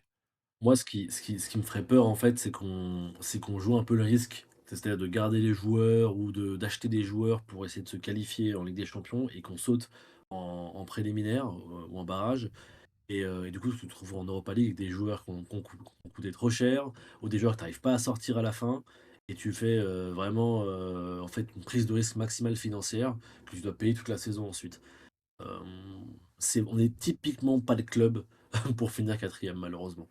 Donc, ouais, ouais, bien sûr, moi je te suis. 3 ou cinquième, ça permet vraiment de, D'être clair de un peu, tu prévoir, vois. clair, ouais, exactement, d'être clair, de prévoir ce que tu vas faire pour la saison suivante. Parce que un peu entre deux chaises, entre peut-être je fais la LDC, mais peut-être pas, trop compliqué, et surtout pour notre club actuellement. Genre, tu joues qui typiquement si t'es en barrage? Tu joues des Benfica, des Shakhtar, des trucs comme ça? Ouais, ouais, des trucs comme ça qui, franchement, on aura du mal à passer. Hein. Oh, le Déjà, cauchemar. au troisième tour, tu as des super équipes. Hein. Tu as des Benfica Ajax que tu te tapes au troisième tour. Nice a eu un truc d'enfer à une Lille, époque. Lille s'était tapé Ouais. qui? Euh, il, attends, je sais pas, tiens, je vais regarder s'il y avait ça. Je sais plus du tout. Prague et Fenerbahçe, on me dit. Prague et Fenerbahçe, ça va. Ah oui, Ça ouais, ça va. va. Parce que je vais pas sous-côté Hop, Fenerbahçe, mais ça se joue.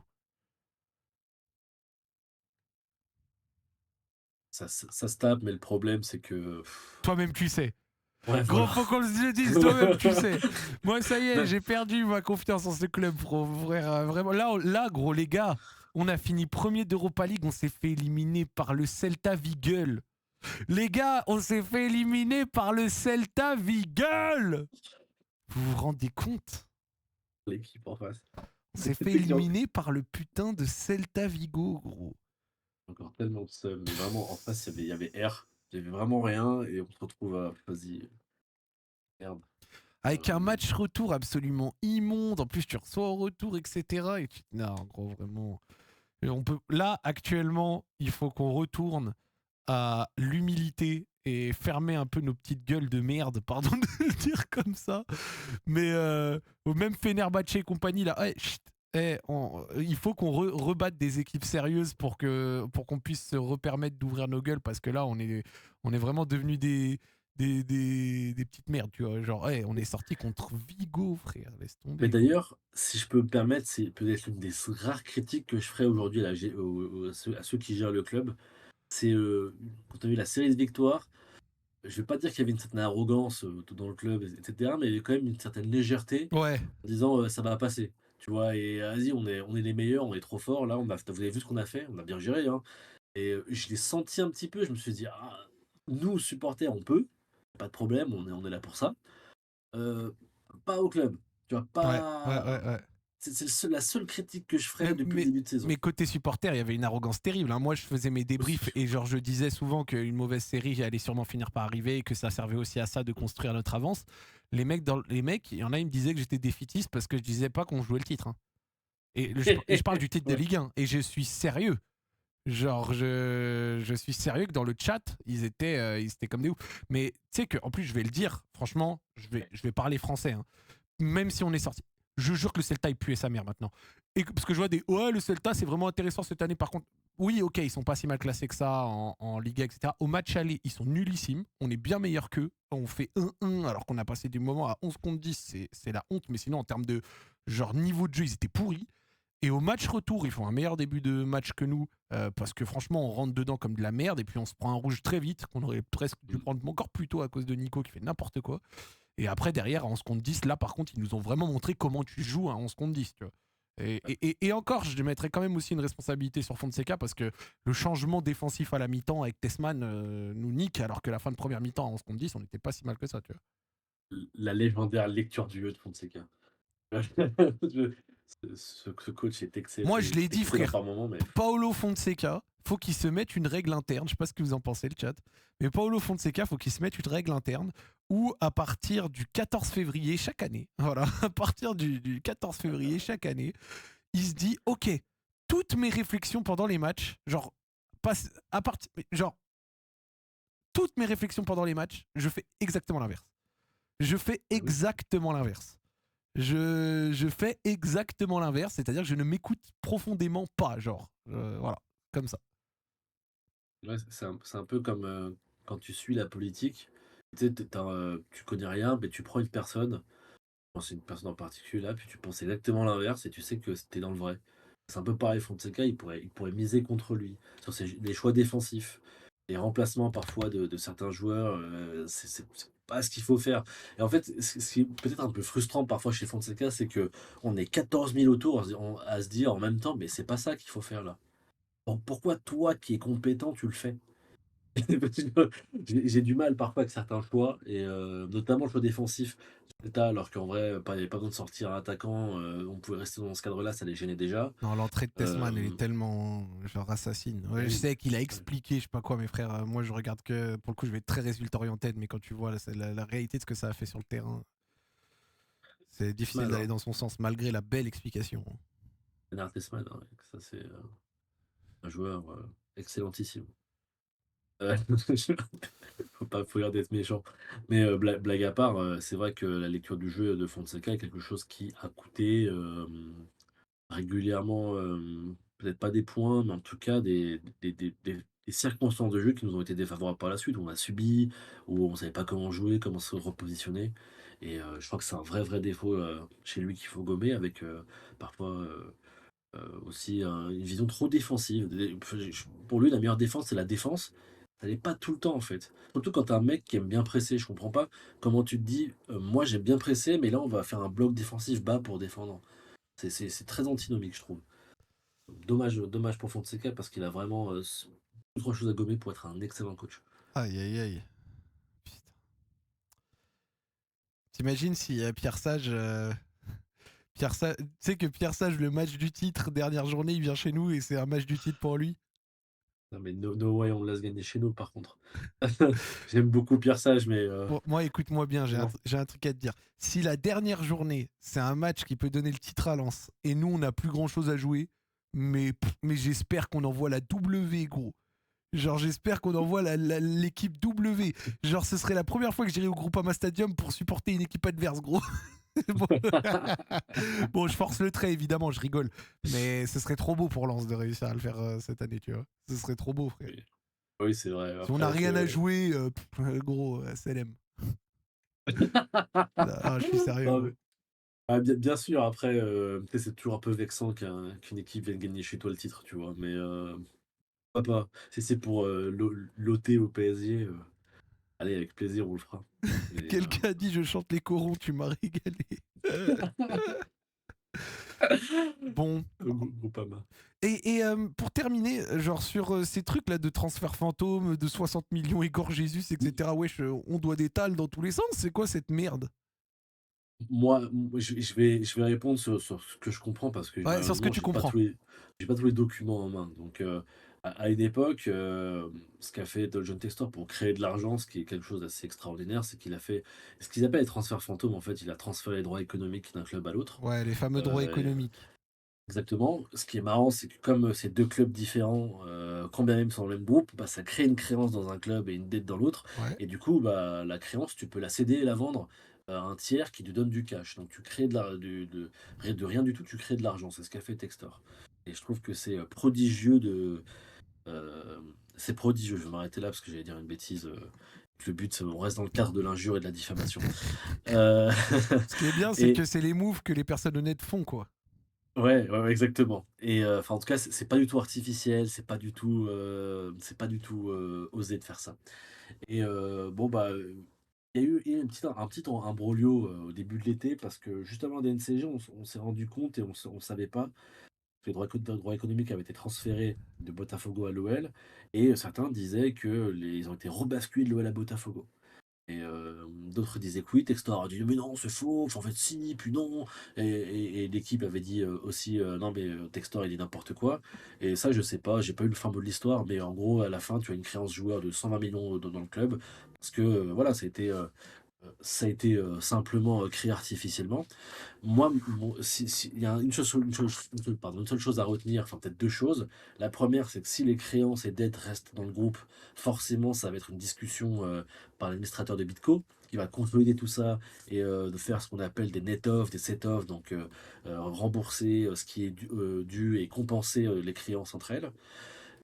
Ça, c'est le 1er point. Le Ouais. deuxième, c'est ce qui m'embêterait, c'est si Botafogo a transféré les droits économiques, récupéré une créance et cédé la créance à un tiers en dehors du groupe. Et ça, c'est là que ça m'embête. Ça ferait Si c'est mal. le cas, là, ça ferait mal parce qu'il faut rembourser un tiers et le tiers, il s'en fout du groupe Eagle. Et j'ai l'impression que l'OL, c'était ça le point des affactueurs là qui sont ressortis parce qu'ils réclament 40, 60 millions, on ne sait pas combien ils réclament. Je pense que c'est les tiers à Eagle qui ont reçu une créance qui a été cédée par Botafogo, qui a dit Botafogo, on lui devait de l'argent, l'OL lui devait de l'argent. Et il a dit à un tiers, donne-moi du cash en échange de cette créance, et toi tu t'arranges avec l'OL directement pour te faire rembourser. Et c'est ce qui se passe aujourd'hui. Les mecs viennent voir l'OL, on va céder la créance, donc tu me rembourses, l'échéance c'est maintenant, tu me rembourses. Et je crois que l'OL avait dit non, mais non. Ouais, même moi, je me suis perdu. Quelqu'un qui a dit Malik, tu m'as perdu le cerveau. Mais même moi, je me perds le cerveau avec ça. Mais retenez simplement que aujourd'hui, l'OL doit de l'argent à des tiers parce que la créance était due à Botafogo. Aujourd'hui, elle est due à d'autres gens. Et le problème, c'est que ces autres gens, ils s'en fichent du groupe Eagle. Ils veulent se faire simplement rembourser leur argent. Et là, c'est risqué parce que et taux d'intérêt et des choses comme ça. Oh, les Et c'est magouilles. difficile de s'opposer. Mais non, je ne dois pas d'argent. Bah oui, mais si, en fait. La créance a été cédée. Et ça, c'est le plus gros problème aujourd'hui de l'OL, je pense. S'il y a eu, je ne sais pas où ça en est. Le club ne communique pas dessus. Moi, j'ai demandé. J'ai demandé, j'ai dit, «Hey, il y a un truc sur ça?» On m'a dit, «Pas de commentaires, il faisait rien». Ok, J'ai dit: «Bon». ok. Bon, je pense que c'est un dossier qui est traité aussi en sous-marin et que ils font en sorte que ça se résorbe, mais c'est un dossier très important et ça, c'est la conséquence. Textor, il y a 2 phases. Il y a la phase, bon, bah, Textor c'est barré, on est content et après il y a la phase héritage de Textor et là, on découvre tout ce qui est dû maintenant, par le club à cause de Textor. Donc j'espère nos avocats, c'est Harvey Specter et Mike Ross, moi aussi. Moi aussi. Harvey Specter et Mike Ross, j'espère qu'ils sont chauds pour nous défendre, hein, les frères, hein. Ah, là, il faut plus un hardman, hein, je pense. Si tu veux, si tu veux passer au-dessus, il faut quelqu'un d'un peu plus Eh, rompu dans moi, ce genre moi, de je n'ai truc. confiance qu'en Louis Litt, mec. Je n'ai confiance qu'en Louis Litt. Regardez Ouais, Suits, les mecs, parce que c'est de la frappe. Voilà, je tiens à le dire. ouais, c'est sympa. Moi, j'ai bossé en cab d'avocat, donc c'est effectivement, c'est. En ayant bossé en Enfin, cave d'avocat, à quel point c'était loin de la réalité? Parce que même si je me doute que ça n'en était pas représentatif, à quel point c'était loin? je vais te illustrer ça, la différence avec un truc. Moi, j'ai fait des transactions avec des fonds similaires à Ares, par exemple, hein. Ok, C'est assez intéressant. similaire. Des trucs où, donc du coup, il y a un prêt qui est fait, puis il y a des pledges qui sont mis en place. Et moi, j'ai bossé au Luxembourg, il y a beaucoup de pledges qui étaient mis en place. D'accord. Sur les shares et sur les actions, etc. Donc, tu draftes les documents, il faut aller vite, tu échanges des emails et tout. Puis à la fin, tu es devant ton ordi comme un couillon. Il est 23h50 et il faut signer absolument avant minuit. Sauf que, bon, eux, ils signent à Londres, donc ils s'en foutent. Ils ont 1 heure en moins, donc eux, ils prennent un peu leur temps. Toi, il est minuit 15, tu attends les signatures. Donc, tu as des pages de signature scannées. Puis après, tu compiles tout, puis c'est ça un closing. Donc un closing, c'est comme ils disent, c'est ça, hein. C'est t'attendre des pages de signature devant ton ordi. Moi, je l'ai déjà fait, tu sais, en slip dans mon ordi, tu vois, t'es comme ça, bon, bah, vas-y. Puis après, tu compiles les documents, les contrats, puis tu les envoies à tout le monde, et puis voilà, on a closé. C'est pas waouh, super, c'est stress et tout. Non, non, t'es en slibard chez toi, parce que tu finis la journée chez toi. Ou alors, t'es au bureau et t'es tout seul comme un con. Ouais. À finir ça, c'est vraiment, ça a rien à voir. Ça a rien à voir. Tu vas pas au tribunal aussi rapidement, les transactions sont pas aussi stimulantes, peut-être un ou deux. Malek au luxe, il a les 300 millions, je vous le dis. Ouais, Mais tu non, je veux suis pas passé rentrer au que. capital du club, mec? J'aimerais bien avoir les 300 millions. Je vous jure que j'ai pas. Je suis au capital du club, j'ai quoi, Comme j'ai acheté Charlie. des actions. Comme Charlie. Ouais, mais je pense que Charlie il a plus d'actions que moi. Parce que moi j'en ai combien là? J'en ai 9 je crois. J'ai lâché 30 francs quoi, enfin 30 euros, je sais plus combien. Et d'ailleurs aujourd'hui elles valent presque moitié moins. Ou un truc comme 18 ou 19, mais elles ont remonté, donc c'est cool. Mais je fais pas ça pour l'investissement, bien sûr. Mais Bien sûr. non, non, j'ai pas. Balek défend le club. Non, non, ils ont des avocats qui sont très bons, le club. Moi, pour le coup, je peux en parler je peux parler de l'équipe juridique du club parce qu'ils ont recruté quelqu'un. Ça n'a pas fait grand bruit. Oh. Une general counsel qui s'appelle Agathe. C'est son prénom et j'ai plus son nom de famille, mais en gros, qui est passé chez Gide et chez White Case, qui sont deux gros cabs d'avocats, un Ok, donc français le, à le, Paris. le Ouais. club a recruté du lourd. Ouais, ils ont recruté du lourd pour gérer ces questions de droit boursier et de droit des sociétés, justement. Et là, ils ont pris quelqu'un. Voilà, alerte mercato, les gars, dans le chat. Tout, tout, on a recruté un nouvel avocat, les gars. Exactement. Mais elle est très, très, très, très forte. Très, très expérimentée. Et pour le coup, c'est vraiment un bon recrutement qu'ils ont fait. Et ça, je suis persuadé que c'est Michel Kang qui voulait quelqu'un d'un peu plus rompu à ces transactions de haut niveau. Et c'était très bien fait. Franchement, quand j'ai vu le profil, j'étais choqué. Je me suis dit, tiens, pour une fois, ils ont recruté quelqu'un de très, très solide. Donc, c'est un peu les cabinets d'avocats de zinzin, là. White Case, ils sont place Vendôme à Paris. Je me souviens, j'allais me balader là-bas. Je vais pas vous raconter ma vie, hein. Mais parce que j'ai fait un stage à Ah, Paris t'inquiète, y'a pas de aussi. souci, y'a pas de souci. Je te jure que c'est intéressant à Euh, écouter. Ah, bah, enfin, j'ai vécu un peu la vie d'avocat, enfin, d'élève avocat à l'époque au Luxembourg et à Paris. Et bon, à Luxembourg, c'est différent parce qu'effectivement, c'est un peu une juridiction secondaire. Donc, t'es un peu vu comme quelqu'un de secondaire dans les suites d'avocats, dans les cabs d'avocats là-bas. Mais à Paris, c'était différent. J'étais en huitième. Là, ça se la pétait un peu plus, quoi, on va dire. Mais pas aussi stimulant que Suits, ça je vous le garantis. Ça n'existe pas. Peut-être un ou deux avocats. Je peux raconter une anecdote qui est très drôle. Il y avait Vas-y. un cab d'avocats qui s'appelait Sherman et Sterling. Aujourd'hui, a fusionné avec un des cabinets où j'ai été. Et Sherman et Sterling, ils avaient une équipe d'arbitrage. Euh, Malek a entre 25 et 40 ans en fait. Bah oui, vous pensez que j'ai quel âge? Que j'ai 22 ans? Eh C'est ouais, les fini gars, ça. on est dans ça. Et Euh, donc, du coup, je peux, la fusion. La fusion, donc la société a fait ça. Je suis désolé, Zach, je te fais perdre du temps. Non, Faut t'inquiète, que je- rien, pas de Euh, souci. ce cabinet d'avocats avait fait une affaire, un contentieux contre une société russe qui s'appelle Yukos. C'était un peu chaud l'affaire Yukos. Oui. Et donc, c'était tellement chaud que les avocats avaient une protection policière. Donc, les gars rentraient, sortaient du cabinet avec des policiers parce que c'était trop chaud, il y avait des risques. Mais ça, c'est le gratin des cabinets d'avocats à Paris. C'est-à-dire, c'est le top du top du top, la meilleure équipe du meilleur cabinet avait protection policière et tout ça, quoi. Mais sinon, non, sinon on s'emmerde en cas d'avocat. Putain, mais attends, tu sais Euh, que la fusion avec. Enfin, le contentieux avec le truc russe qui te force à avoir la police, etc. laisse, Wesh, c'est chaud. laisse tomber. Moi, à mon échelle, j'ai eu un ou deux trucs très intéressants euh, qui font que, ouais, c'est un monde particulier. Une anecdote, par contre, qui est très drôle, je peux dire un truc très drôle, j'ai des caleçons de Kylian Mbappé chez moi. Voilà. Et là, les gens vont se dire comment il y a des caleçons de Kylian Mbappé chez lui. Chef. Alors, je sais plus Je s'ils sont chez propose de moi. restructurer la discussion. Comment t'as un Non. calcif de Kylian Mbappé chez toi, frère? Ah ben, tu vois, bon, là, il est minuit 32, donc je Allez, suis un peu 1h32, on est fatigué. entre nous. Il n'y a pas de kink, etc. Mais d'ailleurs, je crois que je les ai jetés parce que bon, j'ai déménagé et c'est un truc très drôle. Il y a des mecs dans le En chat qui fait, te l'auraient acheté. Hein.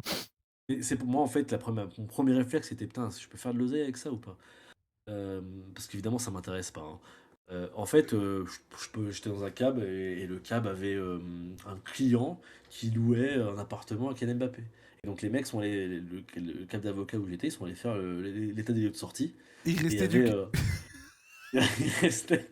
Il restait. Et je fais. Les bâtards. Je vous jure que je saisissais avec un stylo que Oh, j'avais je pris avec les mains. suis mort. Ça fait Mais état des lieux de sortie, restait du calbar dans les coins, ça l'a récupéré. c'est pas moi qui l'ai récupéré, moi j'y étais pas, mais Oh, je suis je mort. te jure, ça m'a fait gaulerie, mais des trucs, des anecdotes comme ça, t'en as plein, des trucs un peu plus sombres aussi, hein. C'est rigolo. Mais à Paris, moi, c'était trop drôle. Je suis resté 6 mois à Paris, mais mort de rire. Euh, Vraiment, je sais pas s'il y a un truc de fouteux là-bas. Euh, non, j'en ai pas eu, mais c'est voilà, Suits n'existe quasiment pas. Mhm. Est-ce que je le porte des fois? Non, non, j'ai pas senti et je le touchais pas avec les mains et heureusement c'était pas Tessman. Ah bah là, t'aurais eu un caleçon de 7,50 m de large, hein, gros. Les mecs posent des questions de malade, mais vraiment c'est un truc de ouf. Non, non les gars, vous inquiétez pas, vraiment. Malek, le gros sac à d'école de co, ouais, je suis pas en école de commerce aussi malheureusement. Mais il faut pas le dire. Mais voilà, blague à part, hein, effectivement, le monde des avocats, je pense il y a beaucoup de gens qui fantasment dessus, et d'ailleurs beaucoup d'élèves avocats qui fantasment dessus, et qui après vont en cab d'avocat et se rendent compte que c'est pas du tout comme ça, et on se fait chier et on se fait maltraiter. Dans beaucoup de cas d'avocats, maltraités par la charge de travail, hein, principalement, parce qu'on travaille beaucoup. Donc voilà, mais sachez que le club a de très bons avocats. Jean-Michel Aulas aussi, on avait des pas mal, je crois. Parce que moi, je juge beaucoup les sociétés au cab d'avocat. C'est très important. Vous ne savez pas à quel point on se rend compte à quel point Ça dit c'est des beaucoup de bijoux. choses, le cab Ouais, d'avocat? ouais, ouais, d'ailleurs, Textor change beaucoup de cab, par Ah exemple. bah bizarre, on se demande bien Ouais, pourquoi. ouais. Et il a changé, il a eu DLA Paper, il a eu Reed Smith pour ceux qui connaissent, il a changé deux, trois fois, puis ça veut rien dire. Le club, je crois qu'il est fidèle à un ou deux cabinets, même si je suis un peu surpris parfois du choix. Mais ils ont une in-house counsel qui est vraiment top, quelqu'un qui est, donc c'est bien. Puis ils ont toujours Jean Sudresse au sportif, qui est aussi excellent. Donc on est bien de ce point de vue, on est bien pourvu, c'est cool. Eh bah écoute, c'est fort. Quelqu'un demande le PSG avec quel cabinet? Le PSG, ils avaient un cabinet qui s'appelait, je vais pas dire de bêtises parce que Molina l'avait sorti, et c'est un cabinet je crois que c'est B2HV. Je suis désolé, le truc, je le dis de tête. Non, c'est pas je sais pas comment il s'appelle, c'est vraiment un nom pourri. Euh, mais non, Google qui bug en plus. BH2V, je crois que ça s'appelle. B2GV, c'est ça, B2GV. T'es beaucoup euh, présent autour de Nasser, autour de certaines affaires du PSG. B2GV a beaucoup bossé Moi j'ai un avec. avocat qui me sert à relire des contrats, mais j'avoue que j'ai pas eu trop affaire à ce monde personnellement. Non, mais tu veux pas, parce que. Enfin, tu veux pas. Non, Malek, il respire pas le charisme et l'aisance financière. Alors, l'aisance financière, non, malheureusement, pas encore. Le charisme, peut-être un petit peu. Vas-y, hein, allez. Mais De temps en putain, temps. c'est que. Non, moi en vrai, ça va, j'ai pas eu trop besoin Non, mais de t'es trucs bien, d'avocat et toi. tout. Ouais. Ah oui, si, moi, on peut en parler. Enfin, bon, on va pas parler des deals spécifiquement, mais on peut poser une question. Maintenant que je suis là un Ouais, petit peu. dis-moi, frère. Comment t'as structuré tes deals avec, pour la SPL et pour. C'était difficile ou pas pour avoir les droits? Comment t'as fait? Non, ça va, c'était pas si difficile. En gros, j'ai travaillé avec une boîte qui s'appelle IMG qui gère en gros du marketing des droits TV et de la production. Donc, du coup, Mhm. en fait, j'ai juste acheté les trucs. Après, on s'est mis d'accord sur les termes, contrat, et puis voilà, hein. Tu vois les contrats, toi, ou tu laisses les avocats faire? Ouais, je les vois, et puis après, les avocats me remontent certains points, puis après, on négocie, puis après, on se met d'accord, et ça va, quoi. Ah, le bossman que t'es, aïe aïe aïe. On essaye. On Non, essaye mais de faire les choses bien, chef. mais bien sûr, mais la meilleure manière de le faire bien, c'est d'être entouré par des bons avocats. Et t'es pas là pour te relire, Non, hein. mais en plus, en ce moment, je Euh, suis sur des affaires de holding, de deuxième société et tout. On est en train de faire bouger un peu le business, là. Ah oui, bah toi, effectivement, t'en arrives. Voilà, si vous, par exemple, là, on parlait d'aisance financière et des charismes. Là, Zatnani, c'est plus que moi quand même. Moi, j'ai pas de holding, les gars, hein.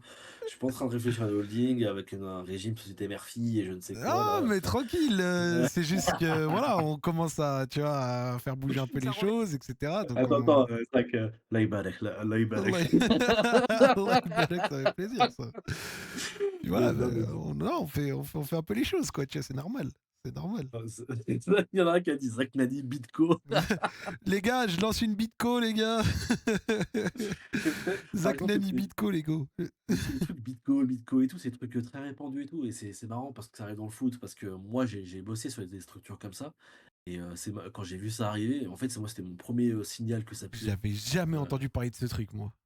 Bah, en fait, c'est des structures particulières en termes, donc c'est une structuration fiscale, en termes aussi de contrôle des sociétés et aussi en cas de procédure d'insolvabilité, pour que l'insolvabilité soit bien localisée dans une juridiction. Donc c'est un mélange de plein de trucs, plein de d'éléments, qui font qu'on a ces structurations qui ont été faites. Avant, il y avait que 2 sociétés. Je crois qu'il y a une jurisprudence en France qui s'appelle Cœur Défense, qui a vraiment emmerdé tous les structureurs de deal. Et donc, en fait, ils ont fait trois sociétés, Ok. Holdco, Midco, Bitco. Et ça, en fait, ça ressort à chaque fois. C'est Holdco, Midco, Bitco. C'est partout comme ça.